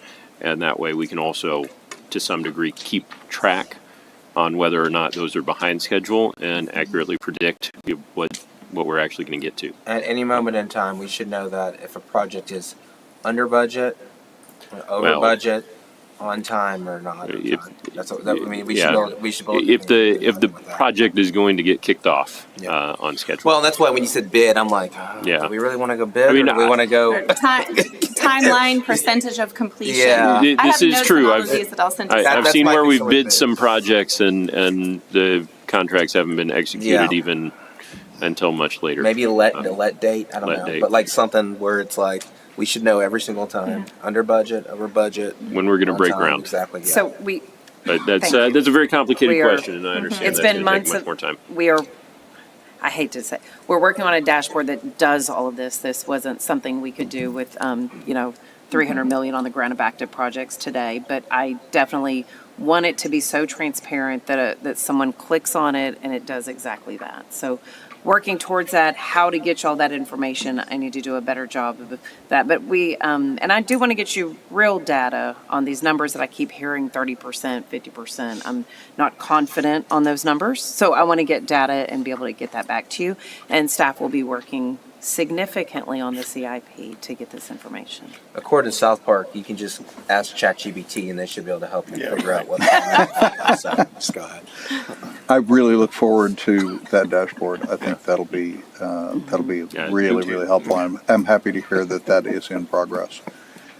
But speaking of things in progress, I just wanted to remind everybody, we did finally get the Kelly Lane loop, or the Kelly Lane extension finished, and we got a traffic circle. Am I right? And it works great. Circle works. It works great. I've yet to try it. And we're right on to the next one. That is Yeah, not germane to this conversation, but we should be starting Kelly Lane Phase 3 immediately. Which correct? is what they've looked at, and they've actually sent us the dates. Related to the budget, Most of this wasn't relating to the budget. Let's move on. APH. So that's a Right conversation. here, do we really need to have that discussion right now on this, Rudy? Yes. Do we really? It has Do an you- item. This is not on the agenda item. We're talking about proposed budget. Most of this was not an agenda item. Wait. It's an agenda item regarding the budget and what our proposal is to actually pay HPH for the services Yeah, being but we should rendered. have talked about it when we got to that point, right? Well, Or is it later on in another part of the budget? You have an APH contract that will come before you in the next council meeting, and that will be after their city council votes on their fees. So I'm not educated at the moment to talk about it until Yeah, some and things happen. so, I think Caesar's asking, he's trying to ask procedurally, and I'm like, yeah, no, this is it's part of the budget, that's what we're paying. That is definitely going to be a complicated conversation if APH, as I have heard rumors, is raising rates. It's not a dramatically. rumor. It's happening. It's happening, and we need to have a conversation, because we've kicked this can down the road several years now. And from a staffing standpoint, we've talked about how much it would cost to have internally to go get started. Talk I don't know about ripping we. Let's be clear, there wasn't a we kick this down the road. There were some of us who have objected to that. Who voted for, wait, okay. So I thought it was 4-3 last time. It was 4-3 last time. How did you vote? Against. I've always voted against Austin, so. No, you. well, No, not anyhow, last time. Show me my record and I'll. the Which important department is thing this is expensive? not what happened in the past, but the solution moving Yes. forward. Yeah, you were. Yeah. Anyway, no. Okay. No. It failed and then. Okay, our discussion is really deviating now. Yes, okay. But So, what is our expense for APH in the budget, and how is it going to be affected by this change?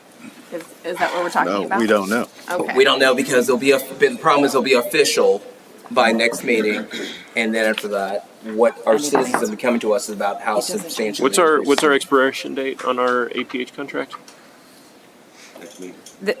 First, Not soon enough. Thanks, Amy. it's the end of September. I would like to clarify, there is no expense from us. So when you ask It's the what our budget, citizens Okay. pay. It's the Correct. fees that are paid. It's what our For- citizens are paying for. for you to bring that in-house, I just want to make sure, you would need to give me a build-up ramp. You can't just hire people that are certified in food. Wait, okay. So I just want. Now, let's not go reductio absurdum. We understand that. I just want to make sure, because I want to make sure we have a candid conversation about it. If you're going to say that, if you're going to go to extreme like that, nobody's saying that. What we're saying, though, is that this is a rate that has substantially increased on our citizens who utilize it. We went back in service with them because the previous person that we used before weren't actually going ahead and actually providing the service level we need. We need to look at what that looks like and have a real, honest, accessible model of what that looks like. I understand you can't just flip this overnight, and I understand that. At the same time, how often are they coming to us asking us, hey, can you cover the fees for whatever events going on here because this is what we're gonna have to pay APH for right there. I was just going to share with you what your options would be. Would anybody else on council like to hear Yes. what those Yes. options are? Thank you. So for you to bring in a house, so just got to really think about what the software is, what the personnel is. So there would be a cost to the city. So then how do you match that expense would be the revenue. So I would need to really develop a model. So I was just trying to say it doesn't have, I need to And- figure out, because I don't know what that expense, probably $400,000-$500,000. Then you've got to figure out what is the model on the revenue. So I can't come out of the gate today and say if it would be higher or lower than Right. APH. I don't know that yet. I think what Rudy is proposing, allow me to put words in your mouth, Rudy, Councilman Tara.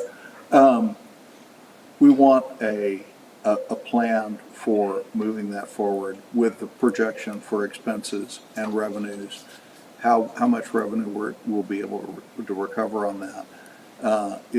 Obviously, we'd like it to be as close to revenue neutral as possible, but we very much want it to be below the very large expected new fees that are going to come out of APH.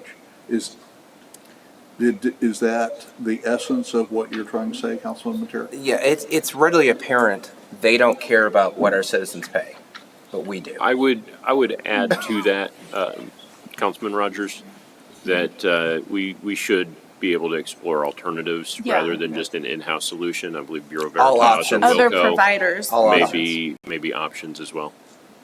Absolutely.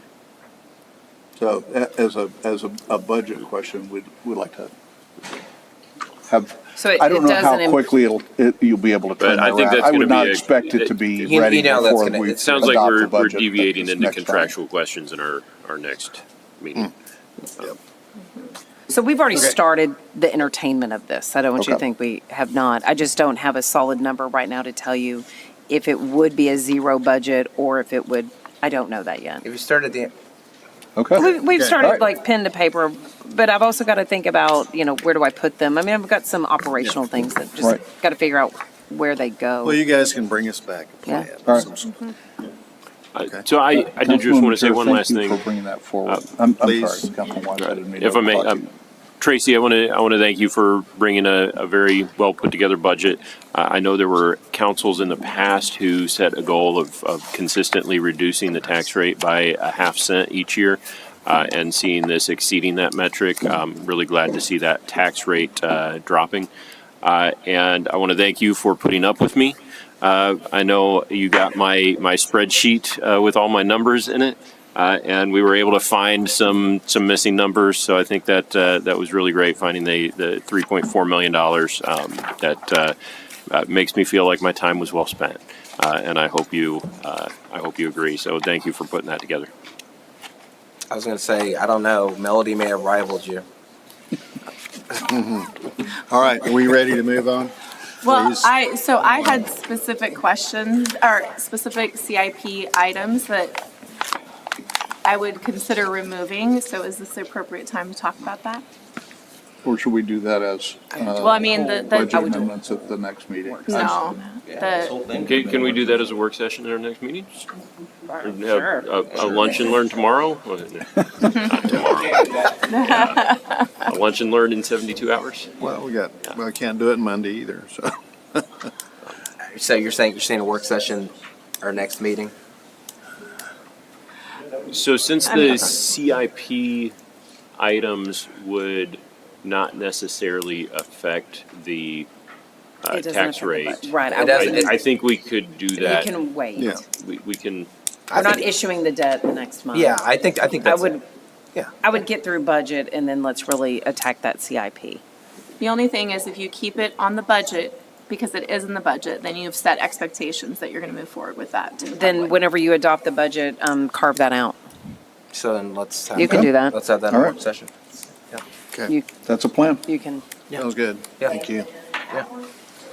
All right, moving on to 5B.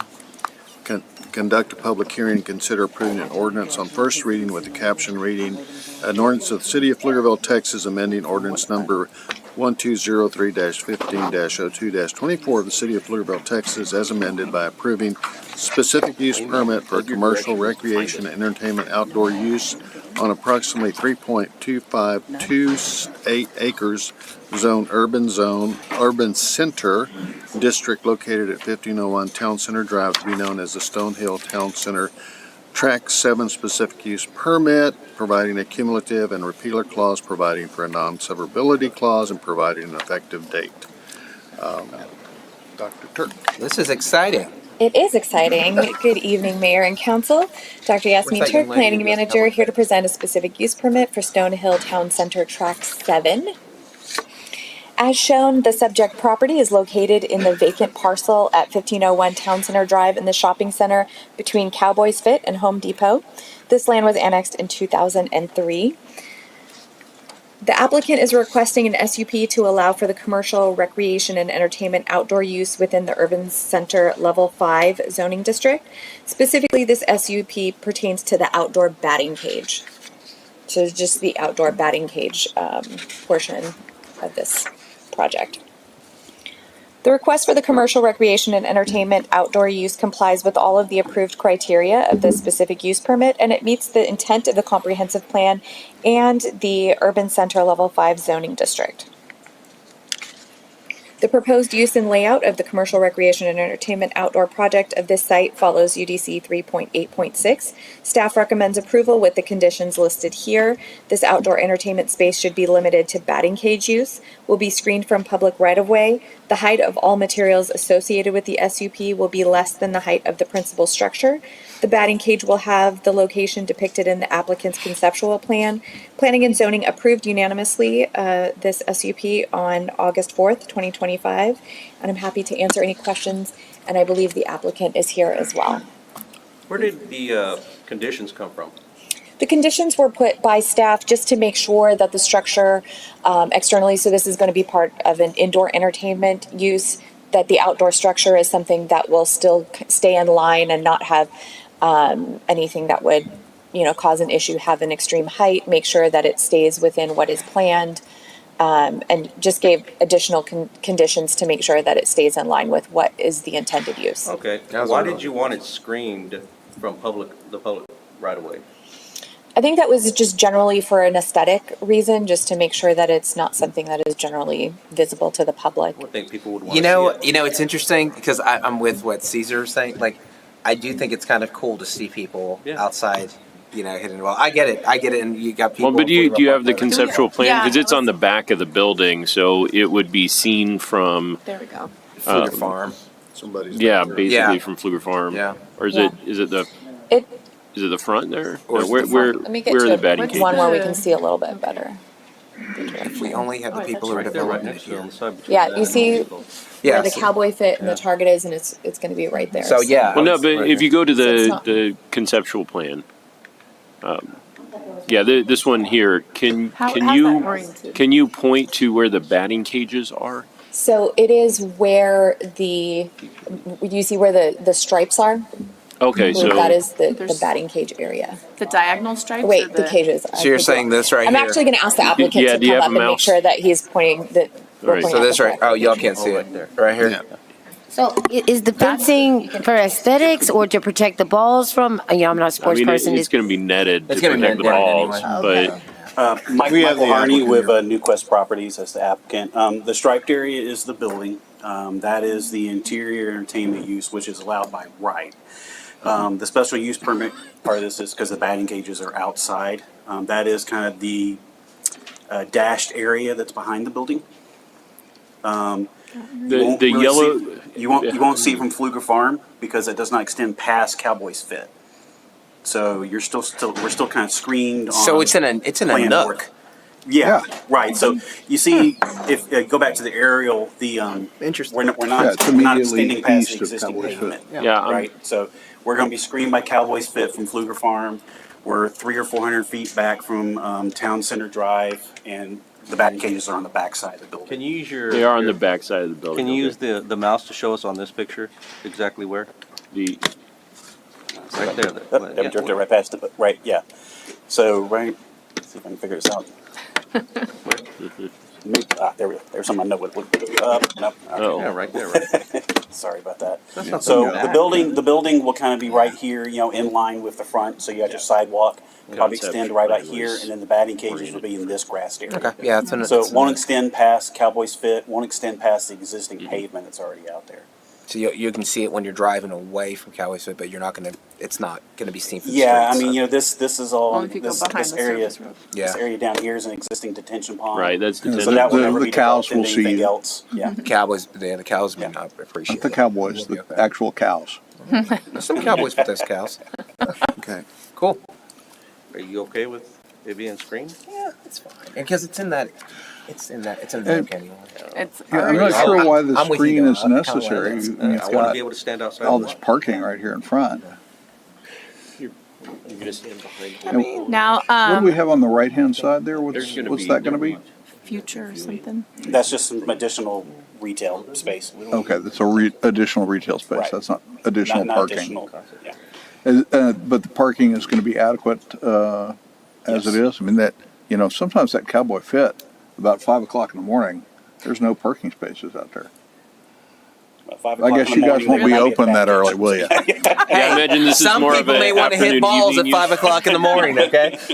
Well, and This it's is- an this easy is- walk And from this, Cowboy and to Fit be over clear, there. this to- isn't associated with Cowboys Fit. This is a different user. They're entertainment, so they'll have arcade games inside. I think they haven't locked digital down the darts. exact layout. Yeah. Did you see that? Yeah. Yeah. So my question is this: is that for the batting cage? Have you spoken to our local Little League to see if there's any Haven't, affiliation with that? This is, it's. I'm not sure if it's set up for a little league. Probably older teenager. It's Is this recreation or is this training? recreation. Yeah, so we've got It's not DBAT like D- for it's not like training. DBAT. It's not more like DBAT. It's not The DBAT. concept would be closer to a top golf. Yeah. Versus an athletic batting cage.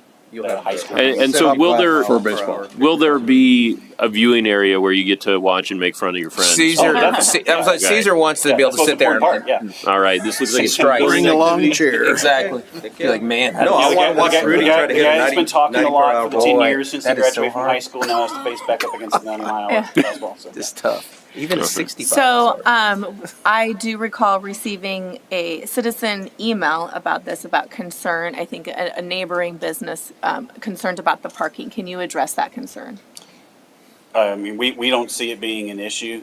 There is, a very large shared parking area with Cowboys Fit, and it's just different peak times, as well as, right now Home Depot is kind of utilizing some of that area for some of their trailer storage, and so that'll shift a little bit to the other side of Home Depot. So. Also, we did reach out to the person who had the issue, and we explained to them the orientation. Their concern was traffic in front of their business, and so we explained the orientation and that it was not something that would interfere with their operations. Thank you. I think one of the cool things about this is that one of the things we often hear about at Stonehill is that our teenagers do not have a place where they can hang out and do something. And this gives a perfect opportunity for folks to be able to go and do it as well. For teenagers to give you their money. Yeah, and we're looking at different programming opportunities as, the center's been around for 15 to 20 years now.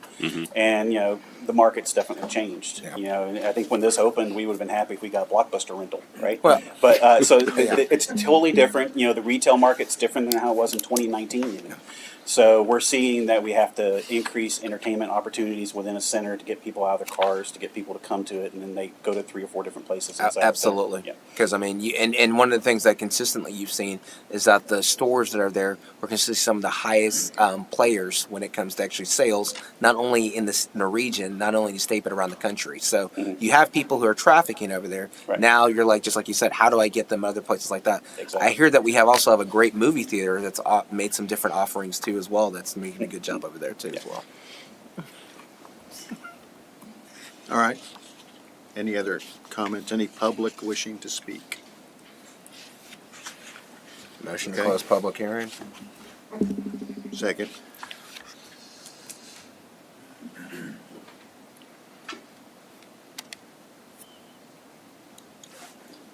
All right.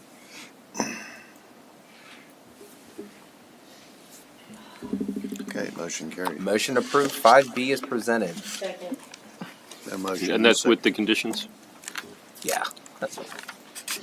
Caesar and I will figure out a way to go over the wall. Yeah. Take it down.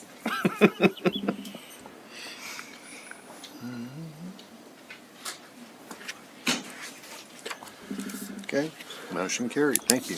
Appreciate it. Our next items are regular agenda items. 6A, discuss and consider action to approve a resolution amending rules of order and procedure for city council meetings.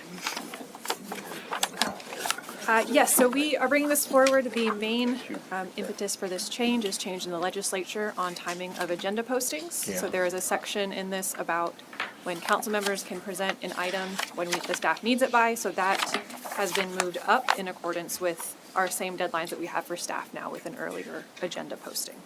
And in Smart. review, other changes have been made for consistency, some cleanup, some change of language to be a little bit more perhaps broad and inclusive as well. So, Second. I had a question. Oh, No, go ahead. Just a quick question. got So amendments. by when, if two city council members have something that they want to put on the agenda, by what day of the week should they have that to you? Monday, 1 week prior to the meeting. Monday, So 1 week 8 prior. days, Yeah. roughly. Let's be clear. I mean, that's the ledge, and that's us being cautious based on what we've been advised to handle it that way. Thank you for the All clarity. right, so real quick, one discussion. I think it was a change in section 4C3A, which was a change to oh goodness, how we allow, I'm going to say, visitors into executive session. That was something that I think did not need to change. I think it was changed to be consistent with another paragraph that that did not need to be consistent with. Yeah, I don't like the change. I think we should leave I would leave 3A the same as it was. So, as it was, which was If one council member objects. Yeah. Then we have Versus to needing vote to on have two. including people in exec. sounds good to me. Is that a friendly amendment? I think we got Yeah. a motion in a second. I'll accept that amendment and revise my motion to that effect. I am pushing against that advisement, but I guess I'll go along with it. Anything else? Was that a second? Yeah. At 1A and several other places, there's a replacement citizens shall ensure that citizens of the city is replaced by members of the public. And I respectfully request that we keep the old language. I think that citizens of Pflugerville should have a right to have an opportunity to address a meeting. I'm fine with members of the general public from Austin or Round Rock or Dallas, wherever, coming in and speaking if there is time and if the presiding officer wants them, allows them to speak. But I think that we should have rules of procedure that ensure that citizens of Pflugerville have the right to speak, and then other members of the public, if there's time, and it's deemed appropriate by the presiding officer. I don't think as a general rule they will make much difference in the operations. Does that say citizens of Pflugerville? It says citizens of the city, and the proposal is to change that to members of the public. No. Charlie, is that substantive? Is that something that we can control? Do we I have guess the- good question. My first comment would be that the state law doesn't differentiate. It never does. Between citizens and the public. It actually says that the political subdivision shall give the public. The public. right. It's So always we the public. can't under the Texas Open Meetings Act. I don't believe we can discriminate between who we give a right to speak to because it does say the public. It doesn't limit itself to the citizens. We can't say, oh, wait, Very what's your zip broadly. code? You got to wait behind this person. And the other issues, just practical issues associated with that is that I'm sure there are multiple property owners and businesses within the community that don't live here. pay property taxes Yep. but aren't necessarily citizens, Right. which is probably the logical reason why the legislature used the word public rather than citizens. Yes. I think it's better to. I was actually kind of surprised by it. you're Why- talking about that because it's, you know how that works. Why did it say citizens of the city originally? Because whoever wrote that wrote it incorrectly. Well, I'll take the blame for that. There yeah. didn't used to be it wasn't until like 2 legislative sessions ago that the legislature included that provision in the Texas Open Meetings Act that dictated that the public has a right to speak. Prior to that, the Open Meetings Act didn't address that issue, and so it wasn't the same issue that we have here. I don't have any issue with prioritizing, but we can't limit someone else's right. Okay, so this was in compliance with the Open Meetings Act when it was written in 2021, but the legislature has limited our ability to prioritize our own taxpayers. Yes. And now we have to let people from Austin or Houston or Amarillo come and. You stop. They do already. He just wants to throw that shade. That's why. But they do have to put their address so we know whether. Council, I have a motion and a second. Who was the motion and second? Do you have that, Krista? No other questions. You don't have a motion and a second? I wasn't able to catch who. I believe you moved. I made the motion. You second. Thanks. To address the friendly With the amendment. Okay. Yes. I don't know. I think we should only have people in certain sections of the city who are able to speak, my personal opinion. Anybody who's a citizen of the Yeah, city. east of 130. Okay. I don't like the change. Motion You like carried. what? Thank you. I'll own it. See, where am I? Oh, okay. Jeez. Come on, 6B, Trista. Discuss and consider action to approve a resolution for submission to the Texas Municipal League for consideration at the 2025 TML Annual Conference. Brianna. Good evening, Mayor Pro Tem and Council. I'm Brianna Miller, Special Projects Manager for the City Manager's Office. Tonight before you is a discussion related to the 2025 TML Annual Conference. We've seen this item in the past before. Each year, TML, the Texas Municipal League, hosts a section of their conference related to their legislative program, which is essentially their legislative agenda for the legislative sessions. In 2023, Council submitted resolutions related to the Texas Department of Transportation, fees and revenue requirements, and emergency services districts. And there were 2 different pieces submitted. In 2024, Council did not submit legislation to TML because the 2023 submission was incorporated within the program. This item is on the agenda to discuss what you would like to see on submitted. If you would like anything submitted to the TML conference, tonight will be the discussion of the topic. Then in September, if you have topics, we'll bring forward the resolutions. Those have to be formally approved by the council before they can be submitted to TML. The deadline for submission to TML is September 15th, 2025. The items, the topics that you choose, when submitting to TML, it's requested that we ask whether it's seeking introduction and passage, whether we're asking TML to support that type of legislation, oppose that type of legislation, or take no action on that type of legislation. Well, I definitely think we should go back from 2023 and include the competing infrastructure, TxDOT, those roadways and fees. Yeah, I think the whole 6B is fine the way it is.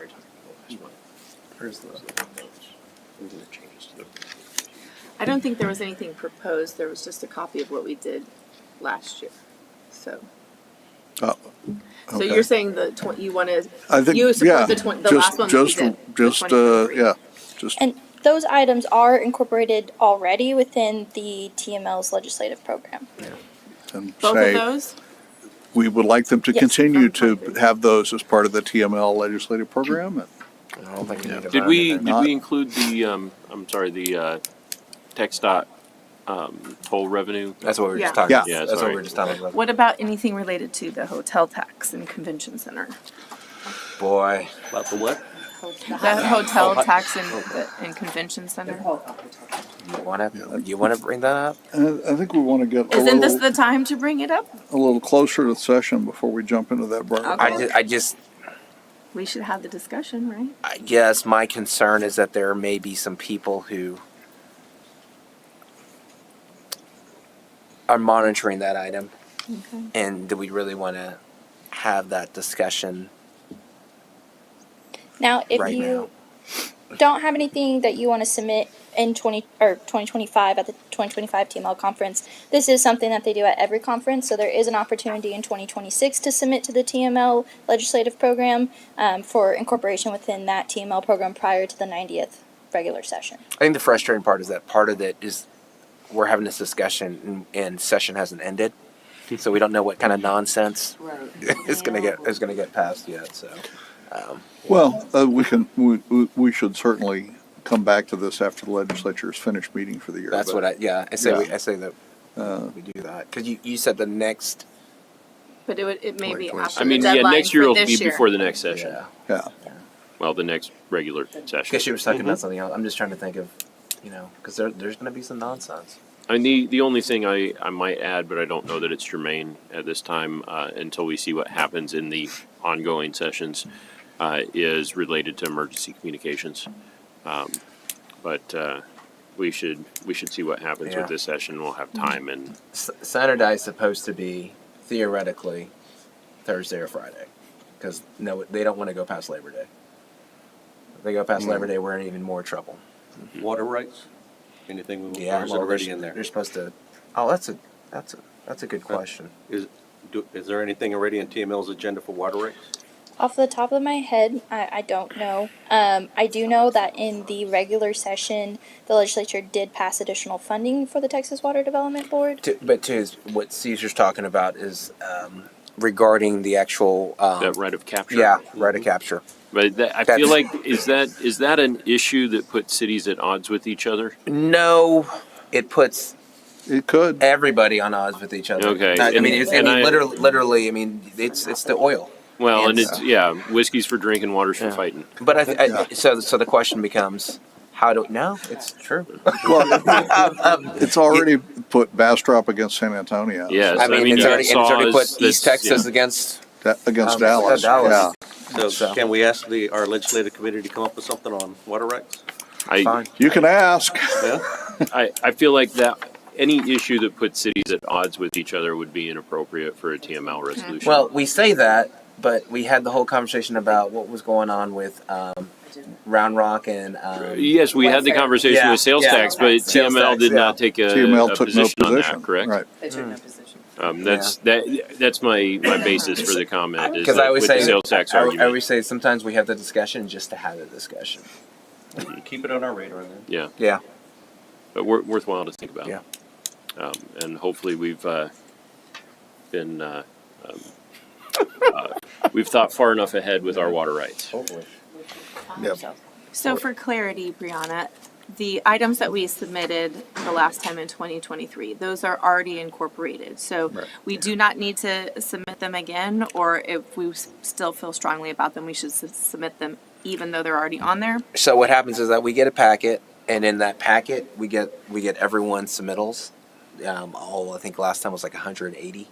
And we review that, and then we see, okay, listen, what do we keep or not right there? And every item that we had done previously has already still been incorporated in that. So. Yeah. Okay.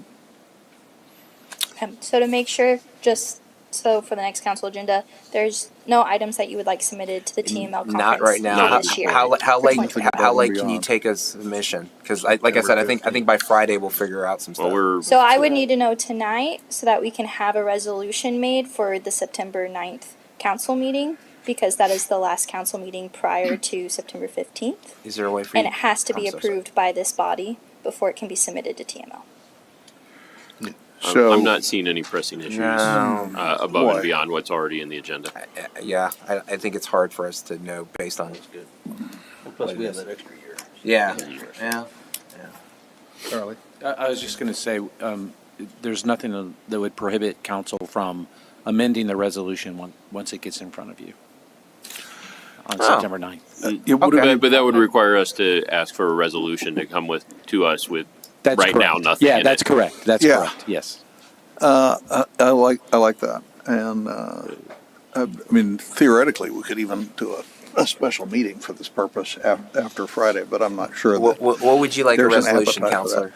Well, I don't know what the legislature is going to do between now and Sinai Day. So at this point in time, it sounds like Right now, it's just some a placeholder. Yeah, some are interested in a resolution submitting items to TML with nothing in it. Yeah. How about we have a shell? Can we have a placeholder for a shell resolution in case we amend it? Yeah. I'll give you something to do. Let's do that. One more thing. It's okay. You can just put a bracket, nothing in the middle. We're cool. Yeah. Thank you. Okay, thank you. Our next item, 6C, discuss and consider action regarding the Finance and Budget Subcommittee. Melody. Thank you. No. So currently, the City Council is reviewing the budget without a Finance and Budget Citizen Committee to provide detailed oversight. So a Council Finance and Budget Subcommittee would focus on two main tasks: reviewing the budget in detail and providing feedback before adoption, and exercising oversight through interim financial reports such as quarterly financials, bond reporting, CIP updates, and escrow funds to facilitate Council prioritization and transparency. And this would close the current gap in oversight and reinforce our responsibility to safeguard taxpayer dollars. Did you write that or ChatGPT? I wrote it. Okay. I think it's a good idea. The mayor and some other people put me on it like years ago. You know, when we used to have back in the day the finance We had FAB, yeah. budget. Gosh, man, remember that? Well, there's usually a 7-member citizen committee of finance and budget, and we only got one volunteer this past year. That's been the problem. So I did my best to reach out to people who I thought would be interested, and so there was 1 or 2 people interested, but not enough for 7. So I'm not sure what's happening, but in the meantime, there is a vacuum. And so this could continue in perpetuity, or it could continue when there's not a finance and budget committee. I mean, when There's not a citizen committee. When there's not a citizen committee. Would it be better to just amend the amount of people who should be on that original committee instead of 7, say 3? And then it'd be easier to find 3 people who want to be on that. Well, we have any odd number of people. myself and 1 person in the public. So I was about to that's say, still not enough. we just picked somebody out here. We have 1 person who keeps applying, but we said they could, so Yeah, whoever that's the you're one thinking person. of, that's 3 right No, there. Well, I that also is- that is wanted the other to have more detailed conversations and more of a work session rather than a presentation, because currently the Finance and Budget Committee is presenting to the Citizen Committee, explaining about tax rates and explaining about all of the things. But I also wanted something that was a little more, had more meat in it, and actually, more of a work session kind of oversight rather than just informational. So what if we get Would a 5? resolution be necessary for this? Well, I think we should bring a resolution, Melody, and outline I us. didn't know we needed it. I would have done that. So all of our subcommittees have resolutions so that you can give the terms of it. Definition, scope. How Do we long, understand how long it's scope? going to be? So and what this are the was more hoping responsibilities. to say, one, do you want to do it? And then you should discuss, what are the terms? And then we can we'll do the resolution and Okay. draft it. Well, somebody will. All right, so it sounds like I'm warm happy reception to provide and- a draft that you can mark up and make it. AI can probably help you with I Yes. think so. All You should right. have Hey, I asked helped me with ChatGPT. my other resolution. Whereas and therefore. All right. Over. Charlie, All right. did you have something? Well, so tell is- us what you want in those terms. Yeah. Okay. And then how many people. So I just wanted to make sure there was. And Do is there anyone else interested in you want 5 or 7? on a regular finance and budget No, committee or in a no. subcommittee? I'm It's a talking committee. about. A subcommittee would be 2 2. council members. Yeah. No. I'm talking about, she's saying the. Oh, for the regulars. finance and budget committee, given that we have not been able to fill it, I think it's appropriate to reduce it to 5. That's what I- I'm saying. Yeah, but I don't know. We can't get 3. I wouldn't want to set But thresholds yet. Let's see Yeah, how many this we is- get in the appointment process. That's coming up in a few months. You and know how many we're going to get, Counselor. I don't. Yeah. But No, depending my- how many we get, we can put them on the board, and then we can amend the number to make sure they make quorum. yeah. My recollection was the second year that I was on that committee, that we only had 5 I feel members. like 5 was appropriate. Five. Yeah. 5 is how I many could have is sworn, what- I thought we did that. And it was honestly, it was Yeah. good. Okay. It was fun. Yeah. 5 is small enough that you can have a continuing conversation. It's difficult even with 7. Okay, but this is about a subcommittee of council for Finance, two people. yeah. All right. Okay, So we'll all right, come I'll back bring- with a resolution. Well, so I do like we that. need to set the framework and the guardrails for that tonight? For me to have something to work with. Yeah, yes. so we can draft that resolution. Okay, What's all, the? all questions must be asked before city council meeting. Like, for example, I'm not laughing. do you want a monthly meeting? I'm What not is laughing. to be discussed? Is it just for budget? Is it in perpetuity? Yeah, just kind of, I forgot Well, all the. I think Melody I've heard said, I heard quarterly reports. So should it be a Mhm. quarterly meeting? Is it a? That's fine. I'll send you my ideas and whoever can send me their thoughts back. Well, no. So So will we need Serena to. or- We as a Tell me. council need to establish the guardrails for the resolution. Yeah, so I think you're right, 2 members is the way to Two start members it of out. council, quarterly meetings, Quarterly meetings to start out, and we can and I would adjust say it maybe depending on. monthly during budget season. Yeah.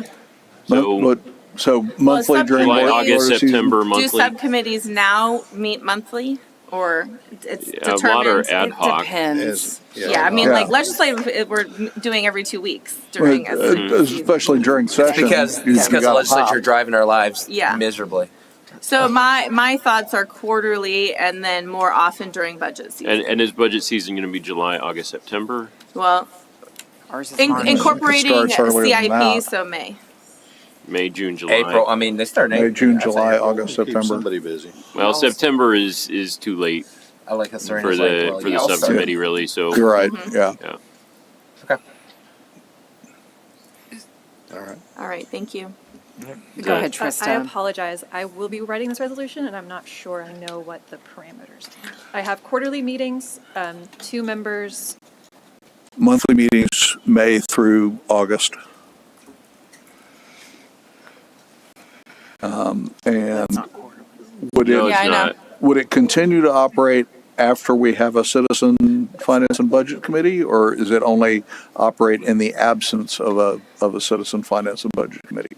Well, in discussing this and looking at thinking about it a little bit more, I think it needs to operate even when there is a citizen committee, depending on what the citizens actually look at. So, I think because, and they messing haven't around been with this tasked now. with looking at quarterly reports and other So things. let me make this comment, Melody, and I appreciate your input and all the energy you put into the budget oversight and review is that while I think this committee, if you're on it, will certainly start out with a certain vigor, but after you're out of office, this committee won't know what to do because they won't have a CPA on board. And so I think we have to be Possibly. cautious. Well, we just have to make sure that we get a CPA elected every time. I doubt it. Well, remember how we had that? We got 2 So anyway, lawyers. the As long as we complexion- reduce the One number of CPA. lawyers. The complexion of this committee will change, so just, Sure. I don't think it'll continue in perpetuity as But- it is. Well, I mean, every year, all of the subcommittees are up for discussion. Well, so- no, I'm talking specifically relating to This finance. and budget. this one petered out because of that. Yeah. So. Okay, sorry. But it's a good idea. I think we should try it. Yeah, I don't have any problem with it. Yeah. Krista, do you still have enough? All or right, no? Trista, do you have any more questions, or have we sufficiently outlined the guide rails? So the only other thing I need would be I guess sort of a general, like, what statement of purpose. boundaries are. Yes.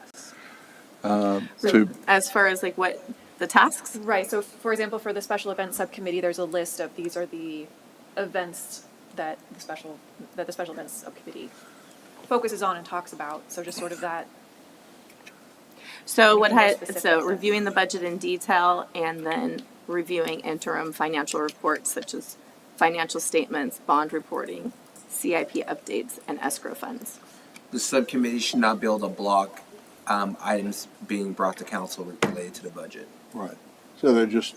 Yeah. Well, so what, Well, this is reviewing budget what in I- detail and providing feedback. and That's and not just- making so- decisions. But I just want Yeah. to make guardrails. Yeah. so what I That's- heard That makes good sense. was review of existing reports.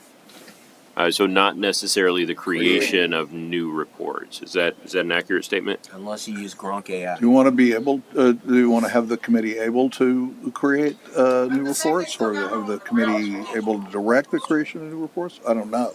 I mean, I'd rather, I agree with that aspect, because my concern is that if we start, if we start, we don't want to make more work for staff on those specific issues. I can see that if you want a summary or something like that, baseline from it, that's fine, but I don't want new work products saying, hey, listen, I want, everything on this thing going back to 1960. When was Well, all of And the feedback would be items refining the reports. Yeah. That sounds good. Yeah. I just want to make sure, it's not, providing feedback on reports doesn't mean, hey, go change your numbers, right? It means, hey, how do we make this more clear and more transparent? Right. Make sure you put explicitly, hey, don't change the numbers. unless they're incorrect. No, I think we're all about increasing transparency. That's been a theme all night tonight. I think it's I love a it. good idea. Yeah, I think it's a good idea. Let's see what we come up with. Okay. He can read And my whoever face messes right this now. up has to go to batting practice at the cages while Caesar and I watch. We didn't make the batting cages transparent. We blocked them from public view. That's very true. I will not be able to do All right, do you need action on that, or do you have, Motion to approve As the outlined. guardrails as outlined. Second.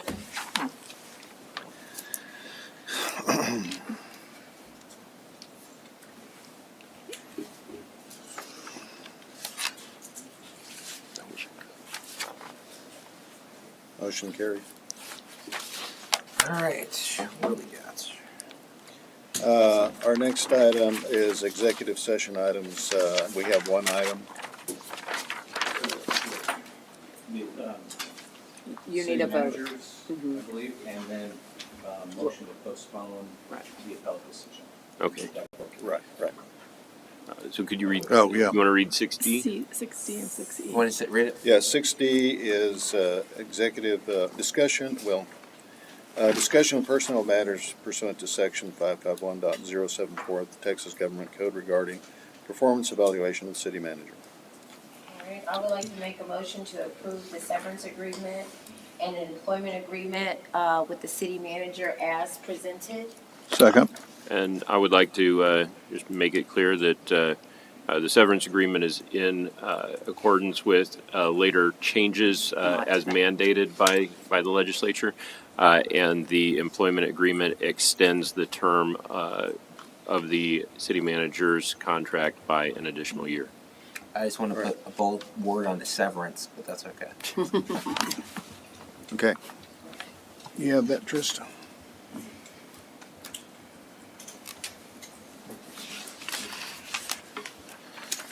Okay, motion carried.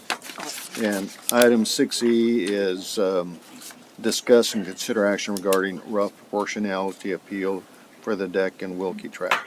Motion to postpone item 6E. Second. Yeah. I have a motion and a second.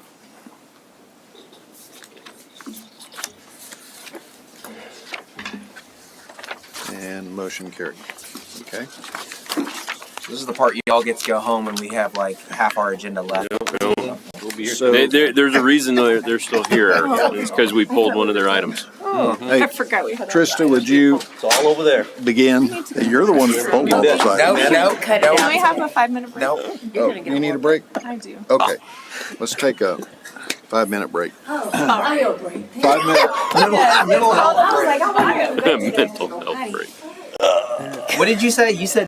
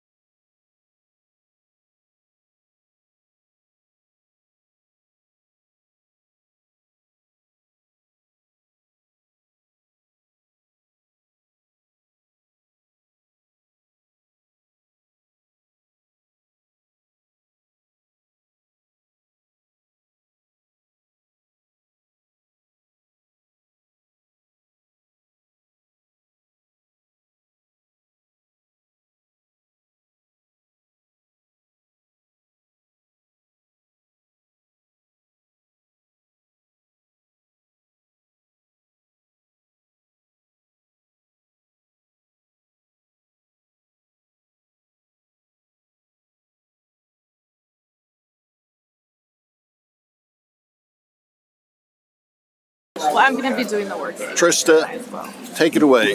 Yes, sir. Item 4H, approving an economic development agreement between the City of Pflugerville and Lauren Concrete, Inc., and authorizing the city manager to execute the same.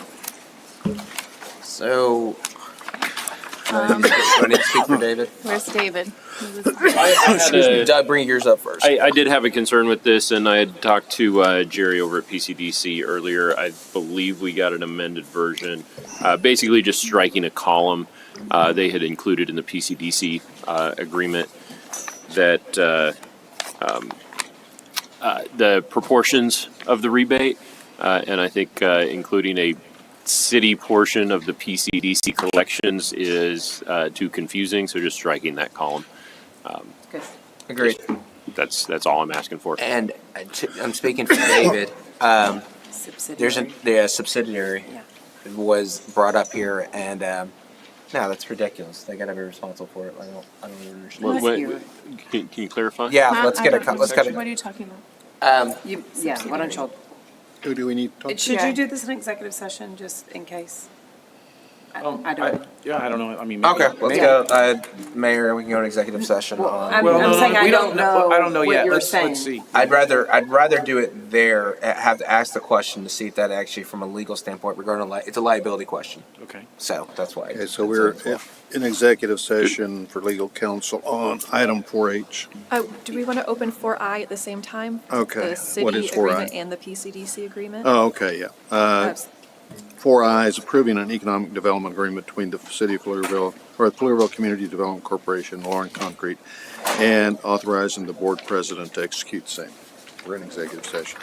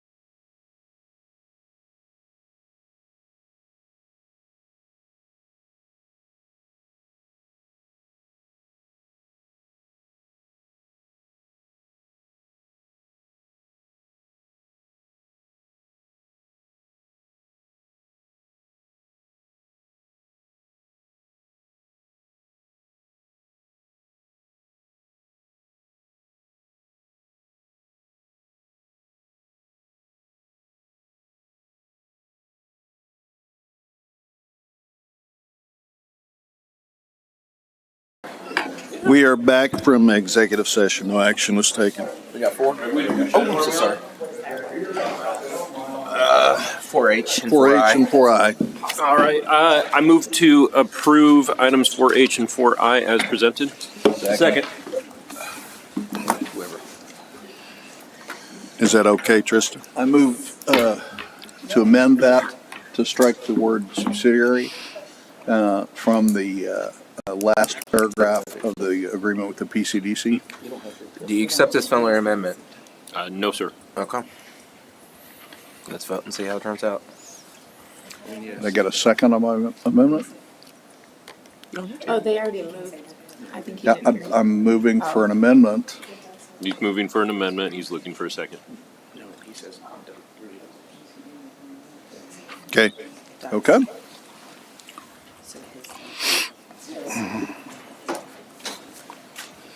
All right. Motion carried on both items. The next item is 4K, approving a construction contract in the amount of $1,939,680 with Patton Construction LLC for the construction of Kelly Lane Park associated with the 2020 General Obligation Bond Parks projects and authorizing the city manager to execute the same. I'm assuming this would be your parks guy. Yeah, do you have questions or? Yeah, I just want like a very brief presentation so people know what this is. Show them the picture you sent me. Yeah. Yeah. It's kind of a big deal. No soccer, right? I don't No, know. softball. I don't know. I hear Pickle can play soccer. That's what I hear. That's what a lot of people are saying. All right. Good evening, Mayor and Council. I'm Jeff Shea, the Assistant Parks and Rec Director. So, Kelly Lane Park does not include soccer, but it does include our first outdoor pickleball courts, which we have had folks clamoring for the last couple of years. Also, it's a pretty small park.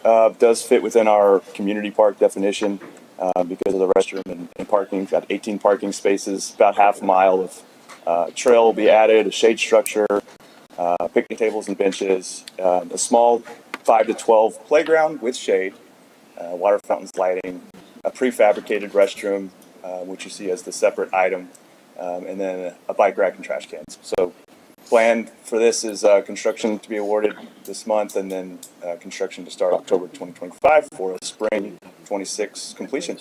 So I just wanted to point out because one of the things that Councilmember Ryan has brought up numerous times is the parks and looking at some distance places, the emphasis and focus on these things. Additionally, we've also heard about pickleball, and we know that it's a huge demand. Huge demand, right? Yeah, for it, to say the least. And this is also happens to be over at our local, road that we just expanded and finished over there as well. So it's easy access for the community at large. So great job, great work. I like to see the construction line plan right there with that. I'm interested to see when the let date is, and good work. So I'm curious, has the concept on the Kelly Lane Park changed over the years? I have this odd recollection that it include a tricycle racetrack or something like that many years ago. So I'm not sure. I'd have to defer to Shane on some of the history. Shane, why did you take our tricycle racetrack away? Am I remembering that correctly? No. We had a pump track, a mini pump track on Wilbar Creek North. We never had something here. We did have on the other side. Is that in the Murkison Park? Yeah, we had on Murkison side. We did have some tricycle opportunities.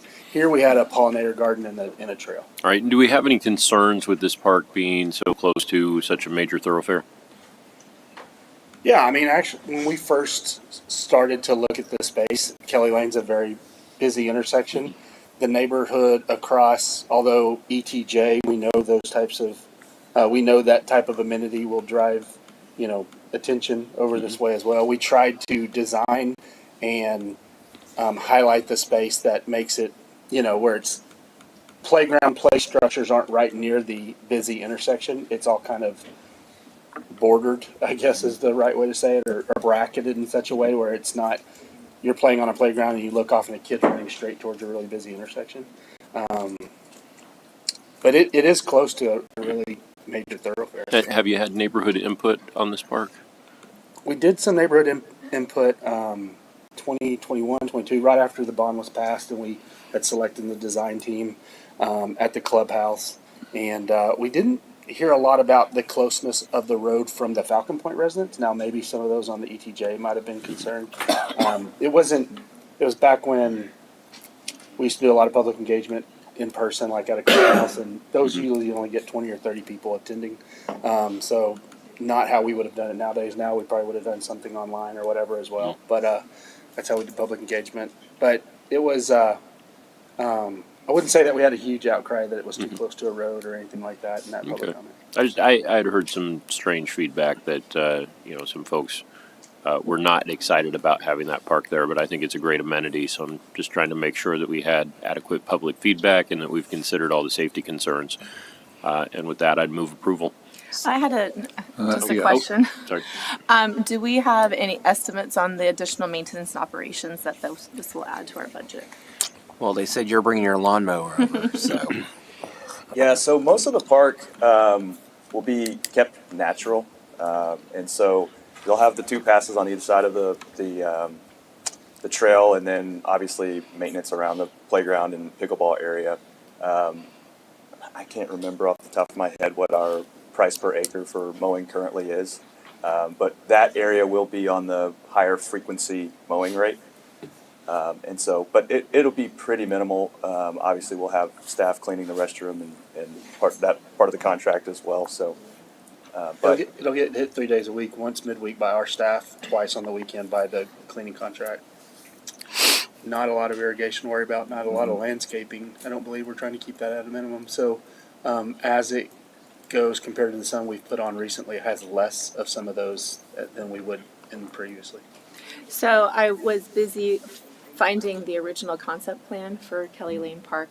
So We gotta hide those better. On that future phase area was actually where most of the amenities were originally designed over there.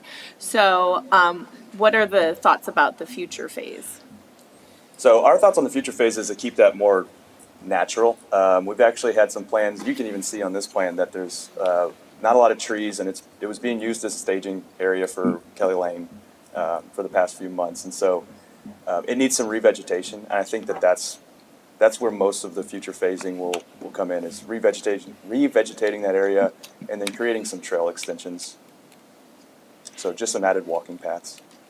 Okay, because it did say perfect opportunity for a mound park / mini BMX area was one of the things. That could be part of a future phase as well. And a multi-purpose field.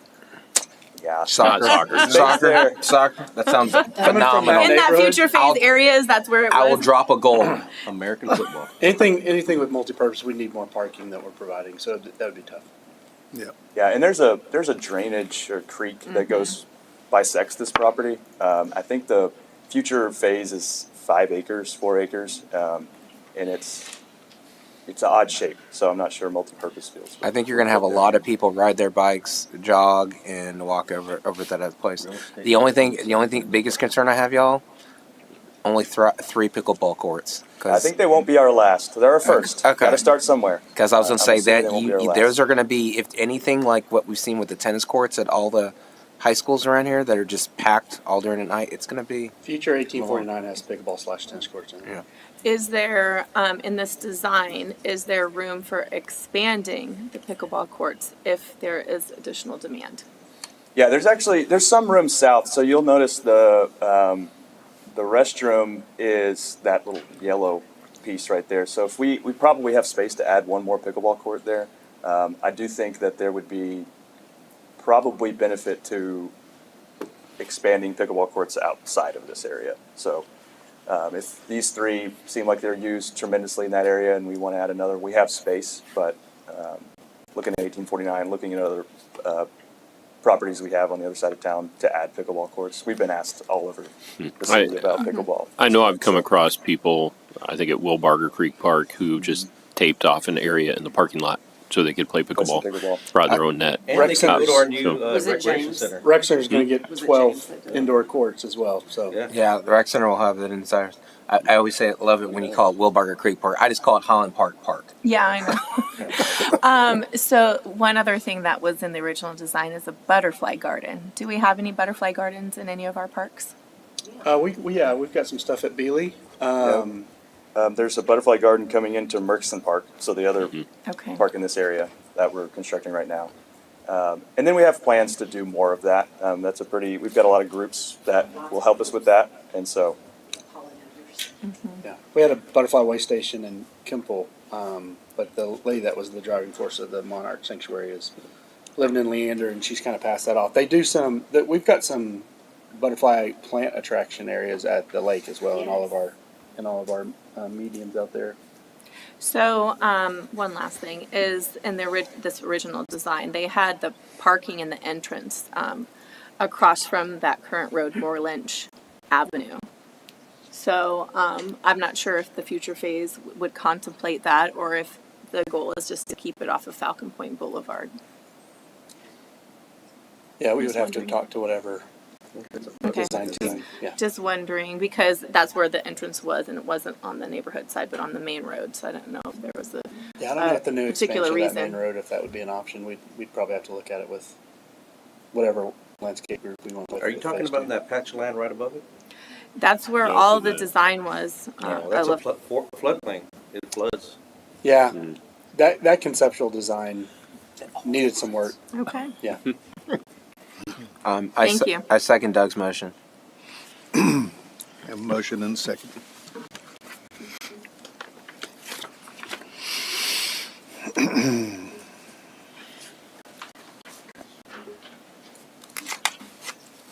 Motion carried.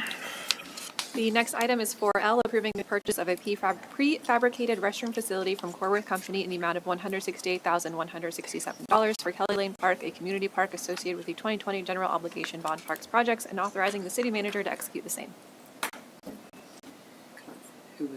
I don't know who pulled this one. David, I think. It was just going with 4K, so Yeah. if 4K didn't pass, I would think there would be no reason to approve 4L, but since 4K has passed. Motion to approve 4L. I'm real curious on this, just real quick, because between 4K and 4L, I believe the total exceeds the original CIP value. So where's the additional funding coming from? Yeah, so we have cost savings from either reduced scope or just cost savings from completed projects within the neighborhood parks portion of the 2020 bond. And so that's funding the additional. Okay, and it's maybe 150,000. So over, yes. Probably not too much. If you got I think it savings, that's was what I need to know. 400,000. For construction, so it actually, originally this was a $2.4 million project, and then it sort of changed depending on what our cost estimates are internally. But we've got, I think that's correct. I think for construction and contingency, it's somewhere around 1.7 million that we had budgeted for this. But we do have, even with that, we have the funds within that portion of the 2020 bond to cover the cost for this part. Okay, that's what I need to know.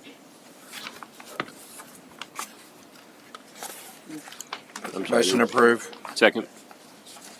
Motion and second to approve.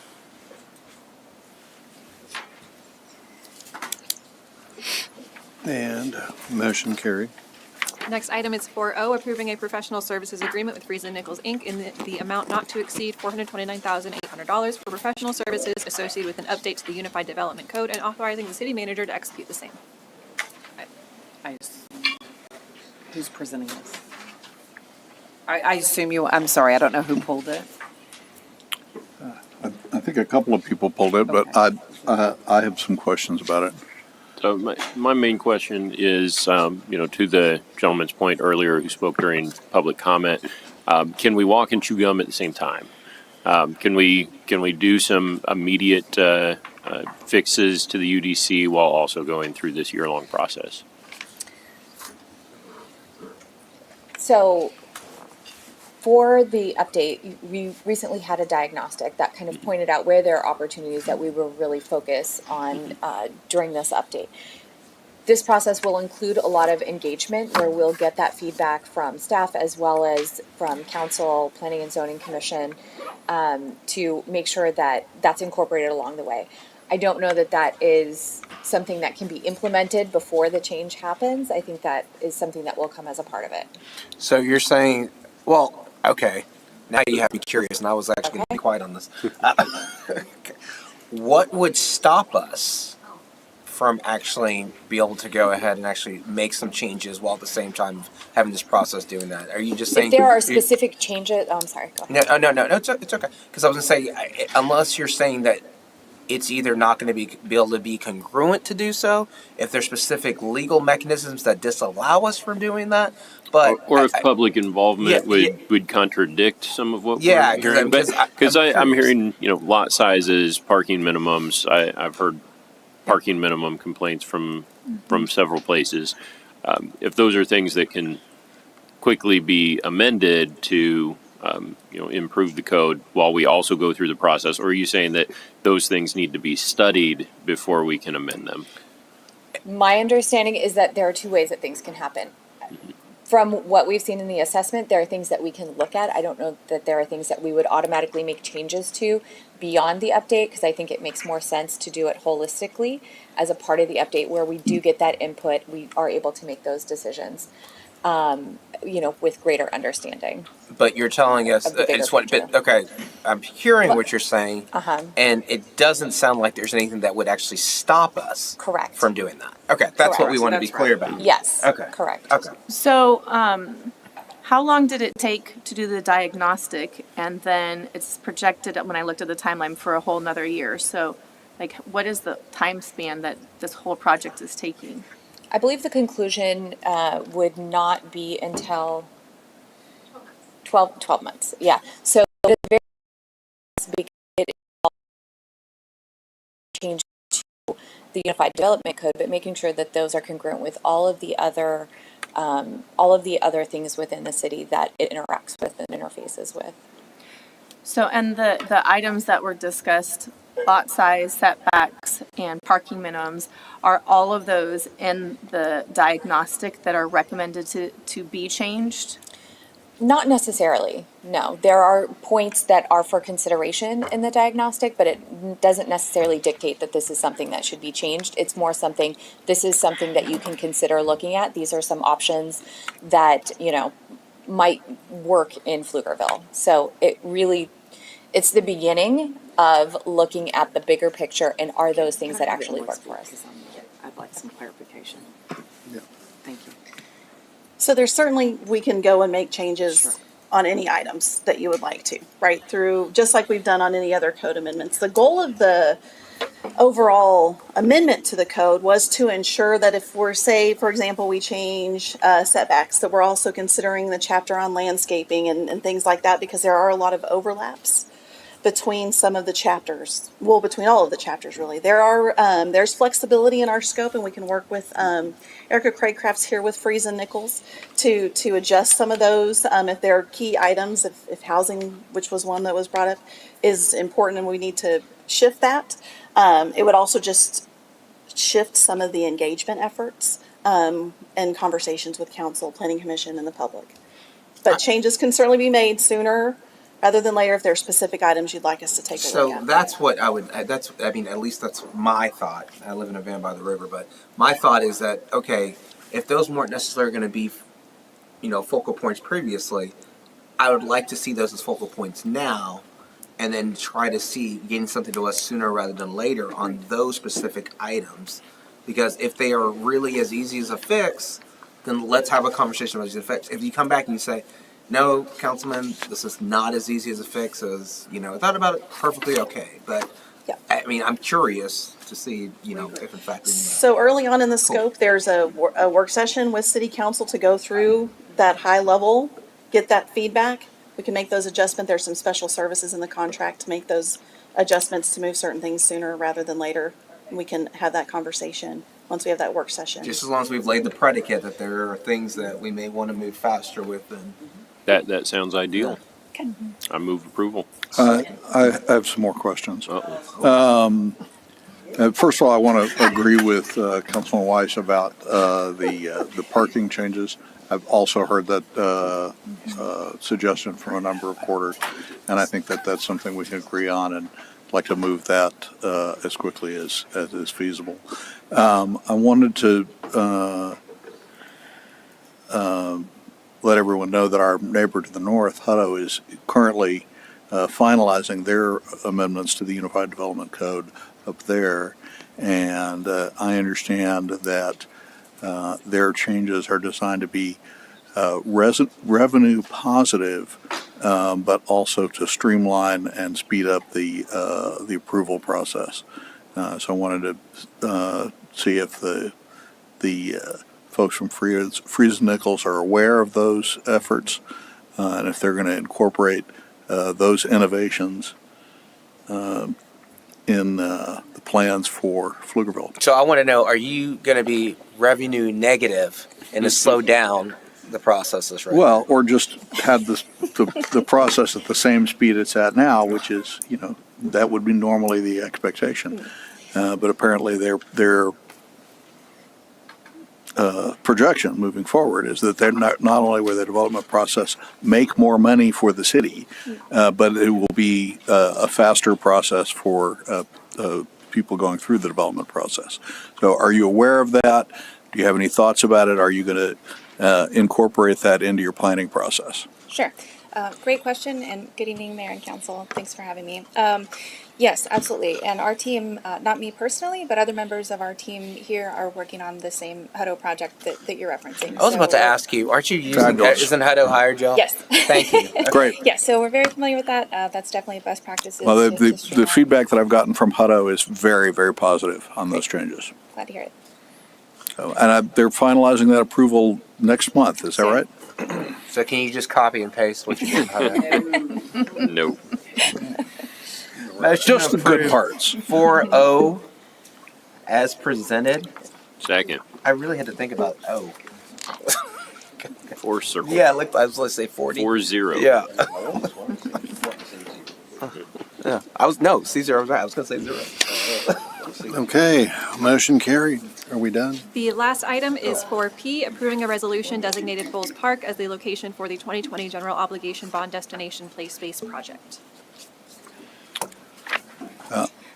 I'd like to move that we delay consideration of this item until our next meeting, as this has some all abilities park implications, which may or may not be addressed in the negotiations we have going on in the DECA, what is it? DECA Wilk? I can't remember. Wilkie. Yeah, the DECA Wilkie development.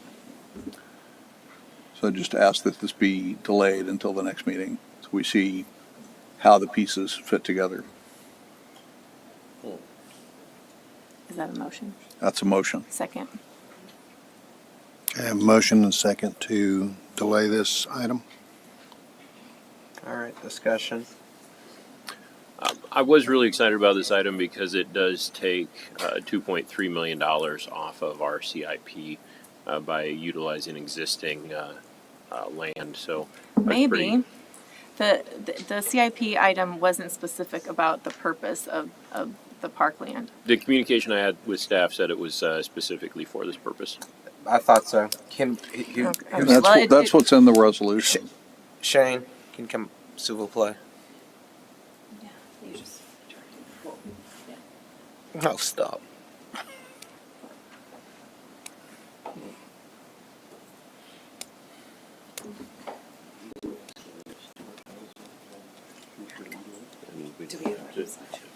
Is the question about the land acquisition plan? That's the question. Do you want a specific question or do you want a presentation? I'm sorry. I think he had a question about whether or not because whether or not I was accurate in that Yeah. this is the park acquisition in the CIP. Yeah, so in the bond program, we had land acquisition funds that we thought we'd identify for the rec center or potentially for Destination Play or anything else that came up through that bond process. This was the only site agnostic thing we had left. So if y'all made the decision at some point tonight or a different meeting to approve this resolution, those land acquisition funds could be reused, I guess, for another portion. You'd have to talk to Tracy on what would and wouldn't be allowed, or Charlie and that team. But We would not need them for the purchase of anything else related to the 2020 bond. So is that GO money that has already been issued? Yes. Okay. It could go to make this park bigger, or this design bigger. It could go to, I guess, something else. So anything else within the GO authorization? That's what I was about to ask. Sounds So like. within the authorization of this GO, and this designation was in the authorization of the GO? Yes. Parkland, yeah, up to 20 acres. Parkland acquisition. Okay.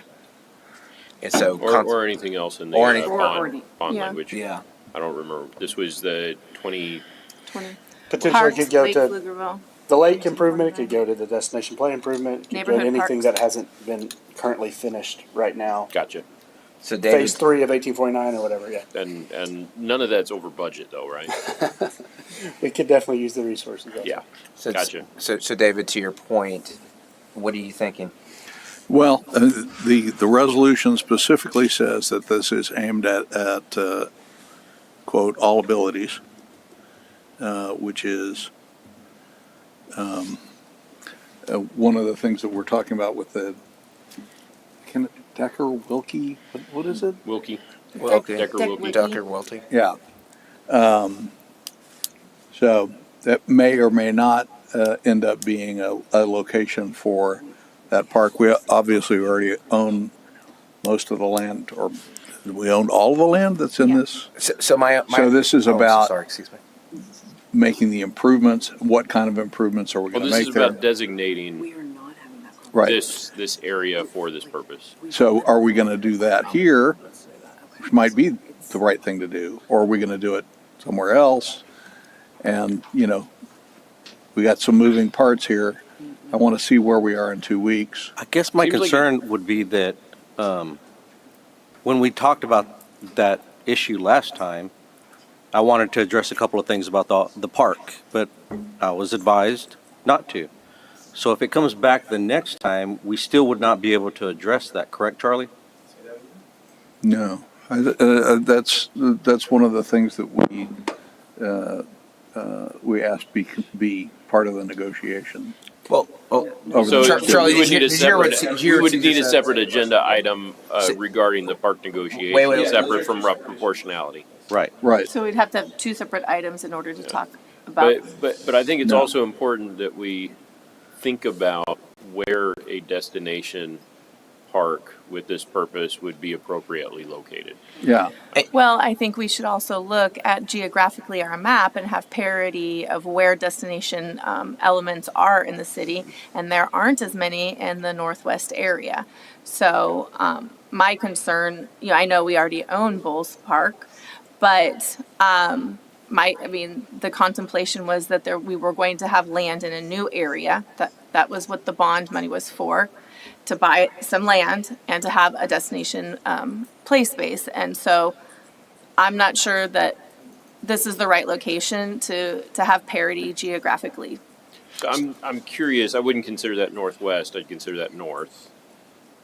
And I would also consider Highland Park to be in that area. We have three. I'm not talking about a specific location. I'm talking about having a destination play space in that general area. You listed northwest. Yeah, north and west. Or that general area being the area that is the Decker-Wilkie tract. I'm not specifically You saying. said that general area. I'm trying to understand what that general area means. North of the toll road, west of the other toll road. No. My general area is the northern part of Pflugerville and the western part of Pflugerville. Right, but we do have 3 destination parks within the Highland Park area between Stonehill, Wilbarger Creek, and Wilbarger Creek 2. That area could also possibly be expanded to include a destination play space. It could be. I'm not sure. I haven't heard all of the discussion about what currently owned tracts of parkland that was considered and why not it wouldn't be the appropriate place for a destination play space. So that would be that would be a great conversation for this item. Why bowls? Yeah. So that's. We would love to give a presentation. Would you please? That looks like Kelly Lane. Yeah, just imagine It's a lot like it's a Kelly different Lane. part. Man. Imagine all the people. So what we know about the Bowles Park now, it's along the trail corridor that essentially stretches from 130 all the way to Grand Avenue contiguously. This park, Bowles Park itself, is 14.21, as you can see, acres. The kind of the gold standard for all abilities play, what everyone's going to be comparing it to is the Round Rock Park. That's 15 acres. So it's essentially the same size as what Round Rock's done with their all abilities play park. There is no standard on how big a destination play park needs to be in our industry. It doesn't need to be 50 or 20 necessarily. So there isn't a standard, but comparing it to the one to the north of us, it's pretty comparable by park size. This park happens to have lights, water, wastewater already, that infrastructure in place. It used to be part of the field allocation I was about to ask you, when did that happen?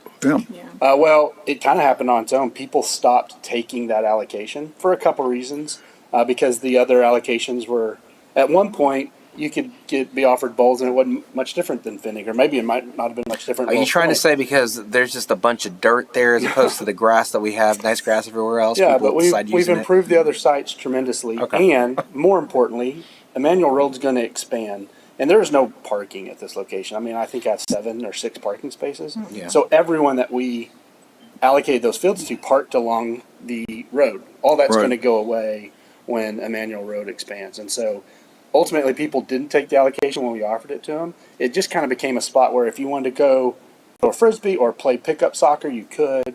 But even that with the expansion is going to be difficult.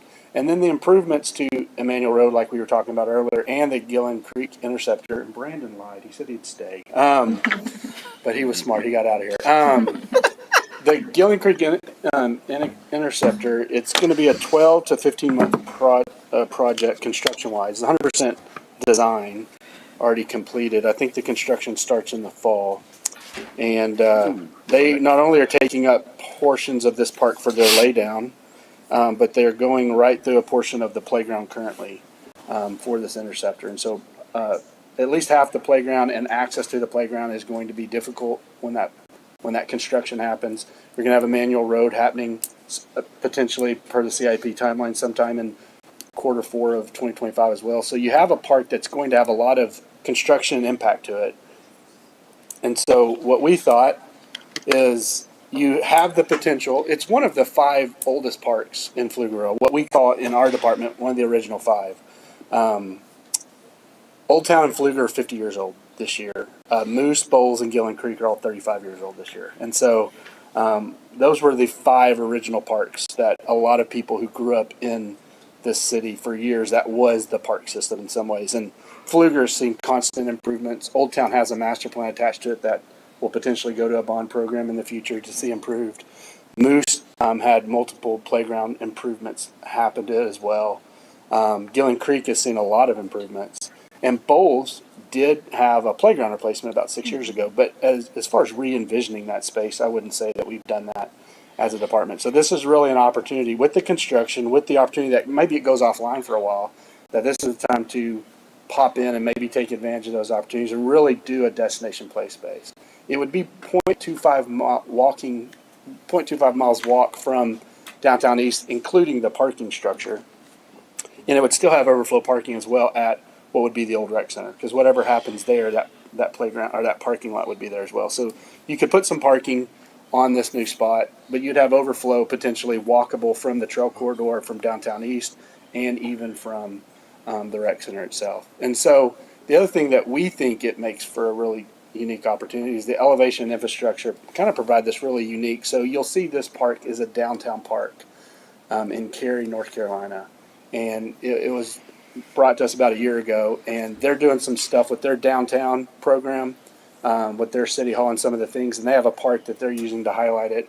But what we saw with this space is that you see that there's some elevation, you see that there's some landing, you see that it can go over some, you've got some bridging and decking that goes over it and around it. And so we think that type of park, that opportunity, kind of the same thing we showed you with the master plan for Old Town as well, where you could do some stuff underneath and you can take some elevation above. We could potentially see something maybe going over the creek and then landing and having some play area there. You've got some opportunities with that. And so looking at it, there's no park system. There's nothing in our park system that's around 14 or 15 acres that has the infrastructure it has that really would be going offline, but more importantly, hasn't been completely re-envisioned in one way or another. It's one of those parks that, other than a playground replacement, we've really not touched, and we don't necessarily know what to do with. And so it's along the trail corridor. It's really close to downtown East. It's really close. It's got incredible access. It's right next to the rec center. So a lot of people that can walk to it and from it, and they don't have to be downtown East people too. You've got, like I said, from 130 all the way to Grand Avenue, people can walk and access this potentially destination play park. And so we think internally it's the best option of all the park system, all the parks we have in our park system. Can you explain why Wilbarger Creek Park wouldn't be an appropriate location? So Wilbarger Creek Park, the area that we haven't programmed, I think it would be tough to see us. I don't know where we'd put more parking, and I don't know where we would put. So you've got TxDOT running through Wilbarger Creek. You've got the waters of. There's an official waterway. I can't remember the Waters of the Americas. Is that what it's called? Am I making stuff up? Yes. Yeah, U.S. waterway. Hands Across America? Something. Okay. But we've got a water source that we have to work with as well that we don't have ownership of. We don't have ownership of TxDOT. And then you've got a lot of not floodplain, which a lot of our park system is, but you have a lot of floodway at Wilbarger Creek. And to be fair, that what y'all have done from when we moved there, like 2008 to what it is now, I mean, that's a complete 180 of, again, I'm going to call it Highland Park Park. I mean, all the implementation, all the programming, everything else there, I mean, that's a heavy emphasis. And it's still within walking distance of the soccer basketball field that we have over there too as well. And I'll mention, yes, I was out there walking that park last week, seeing our new artwork out there. It's a beautiful park. There's been a lot of investment over there. Yeah, north of what's programmed currently, you do have some land. A lot of it's drainage, though. Yeah. You have a lot of, like I said earlier, I think about half of our park system, over half our park system is floodplain land. But you have a lot of floodway in what we haven't developed yet. We have that very large parking lot at the dog park. Yep. That could also be utilized. I'm not sure. I mean, I'm there's looking at the phasing old design plan from a decade ago, and it looks like. So I don't know. I mean, it looks like there could be space. So when we did the southern portion of Wilbarger Creek, in that original concept design, there was playground improvements as well that we ultimately cut for some budgetary reasons. I think we could come back and put some. There was kind of like an outdoor educational. Yeah, we had an spot. There was a playground area. There's some things there you could do. And that would definitely at times be like a mini destination for that community. But our real all abilities play, I don't know if there's the footprint left. I don't know if there's 14 more acres to develop on over there. It's 100 acres plus that whole park, but a lot of it's taken up. For me, you talk about equity standpoint, and this is me. I mean, I'm old school Highland Park, but like, there's a lot of stuff going on out there already. So why not highlight a different area? That's what intrigued me about your. You have the recreation what I center, assumed you were trying to Old bring Town up too Park. as well. Like there's hundreds of millions of dollars of going into improvements in that whole area. So there's a lot of investment in this area, and I don't know if there's land, but there's not as much in the west area, and but so this is where for somebody who's had parents who've lived here for 35 years, I mean, it's the reason why downtown East is where it's at. It's the reason why this area has been highlighted, because that's the area that oftentimes talks about, hey, we've been here the longest. We feel like we're being left behind. Let's go ahead and reinvest into that specific area right there as well. And that's why, I mean, this specifically intrigues me about it. At the same time, the reason why what David says intrigues me is because I do think that, what other growth areas, ideas with that. The only problem with what you were talking about is that, from what I've been informed, there hasn't even been a presentation at all to staff, a conversation about an all abilities park at that specific area. And that's been a concern. And there's no reason there can't be a second one. I am curious if there's any infill land available. Not if the developer's building it. If there's any infill land available in the Windermere area. Because that seems like that would be my next most area without a regional draw. So Windermere is a big park property, and it obviously has a lot of flood plain, which is fine. The other concern with an area like Windermere, which we did try to holistically look at all the parks and see what you would also be sending. You'd have a destination play, but you'd have it in the back of a neighborhood. Yeah. So it's not off some sort of major intersection or roadway, or it is accessible, but a lot of Pflugerville would have to get to that point. So I guess it's not in the middle. It's up in that section over there. What about so this has a lot of access. It's not far from Pecan. What about the area that's off of New Meister and Springbrook? Over off of Schultz. I haven't heard you mention that yet. It's, I mean, it's smaller. It's 8 acres. It's 8 acres. They've been asking for they've been asking for that for years. Yeah, and a parking lot would shrink the 8 acres to 4.5 acres. It doesn't have any infrastructure that this park has. I think New Meister is an opportunity to do something in the future. I don't have any conceptual plans. I don't have an undeveloped park master plan. I don't have anything saying that we should go there. I just had a conceptual plan from the developer 10 or 12 years ago that that was presented when they were first talking to that community. I don't think that plan is all that great. I think it's like a figure 8 DG track with some pollinator stuff. I think we could do a lot more than that. But I don't think an 8 or 9 acre park, when half of it goes to parking, really equates to a destination. Well, there's also it's connected to some green area, Springbrook Park, like that. I believe it's connected in some way to. Yeah, there's a drainage tract, but I don't know. You wouldn't be able to program on it. Springbrook. Yeah. No, Whatever. you couldn't program on it, but you could hike and bike it. You could trail. Yes, exactly. Because I was like, do y'all remember the baseball fields that used to be out there? In that specific area? Thank goodness. Yeah. Yeah. I mean, we used to drive by them all the time.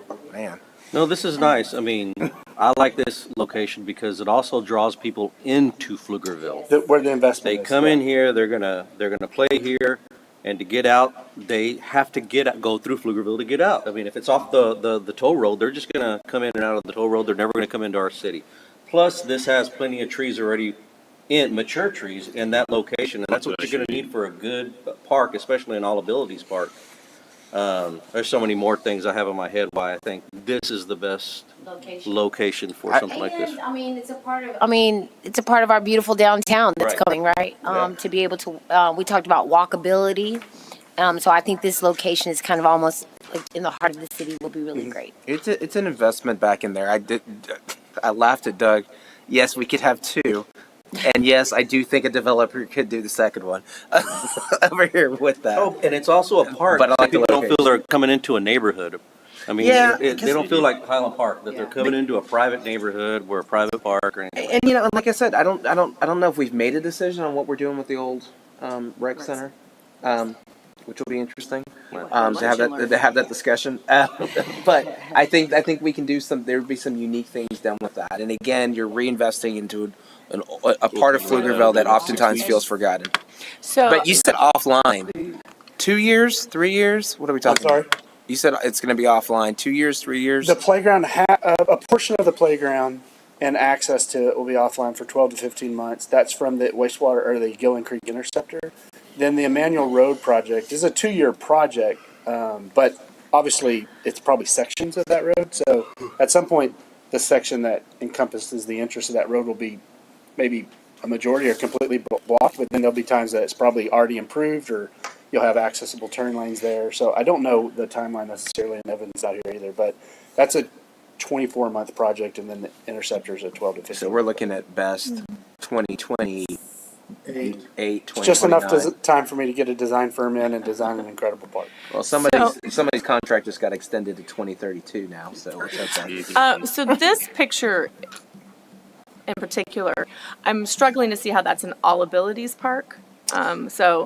No, not an all abilities park. Our park would be an all abilities. We were just talking about the elevation, the opportunities to come in and out. But that also adds a lot to the budget, doing all those elevations, correct? Yeah, for sure. Bowls itself has what obviously used to be 2 practice fields, and so you have a lot of flat space too that are already there, which is great for an all-ability play park. The elevation portion goes when you get closer to the creek, right? So then there's some opportunities to come in or over the creek, or through some trees when you're coming in to make it a little bit more whimsical, make it feel almost like coming from a treehouse type feel when you come down. But if you do it right with the decking and stuff, all of that can be ADA accessible. Just one quick question. Didn't we plant trees in the middle of the soccer field at some point? You and I?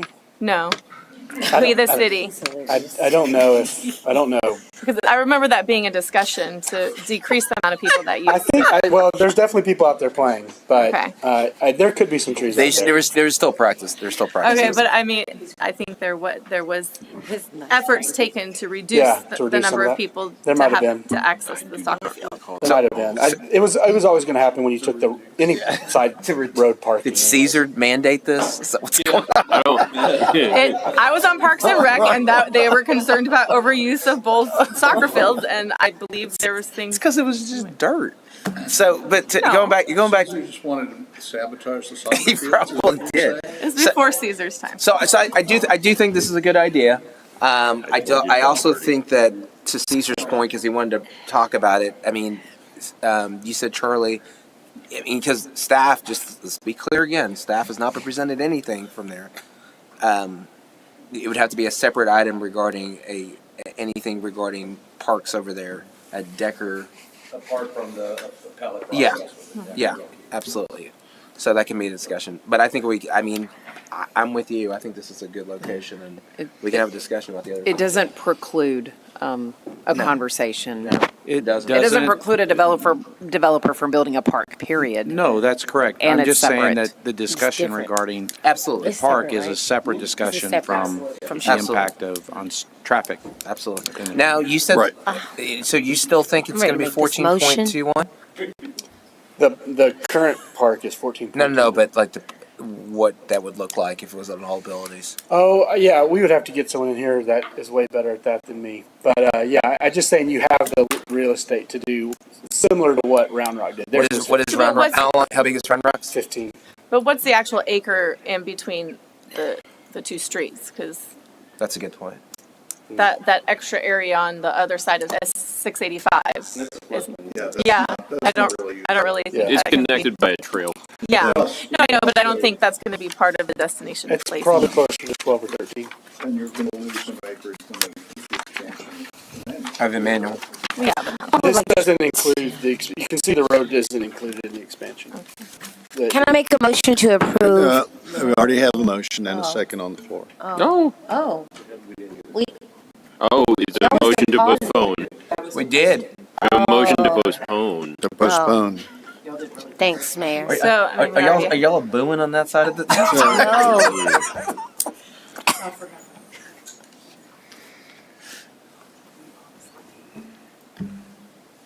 We didn't postpone. We just had a whole conversation. Okay. All right. Didn't postpone. Motion to approve 4B as P as in presented. 4P is in parks. Second. I said as in presented, but okay, we can go parks.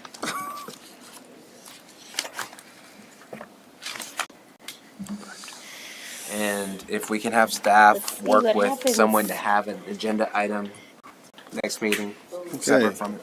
Motion carried. Saw that. All righty. Is there anything else we need to do before we adjourn? We are adjourned. Well, we're adjourned now. It's too late.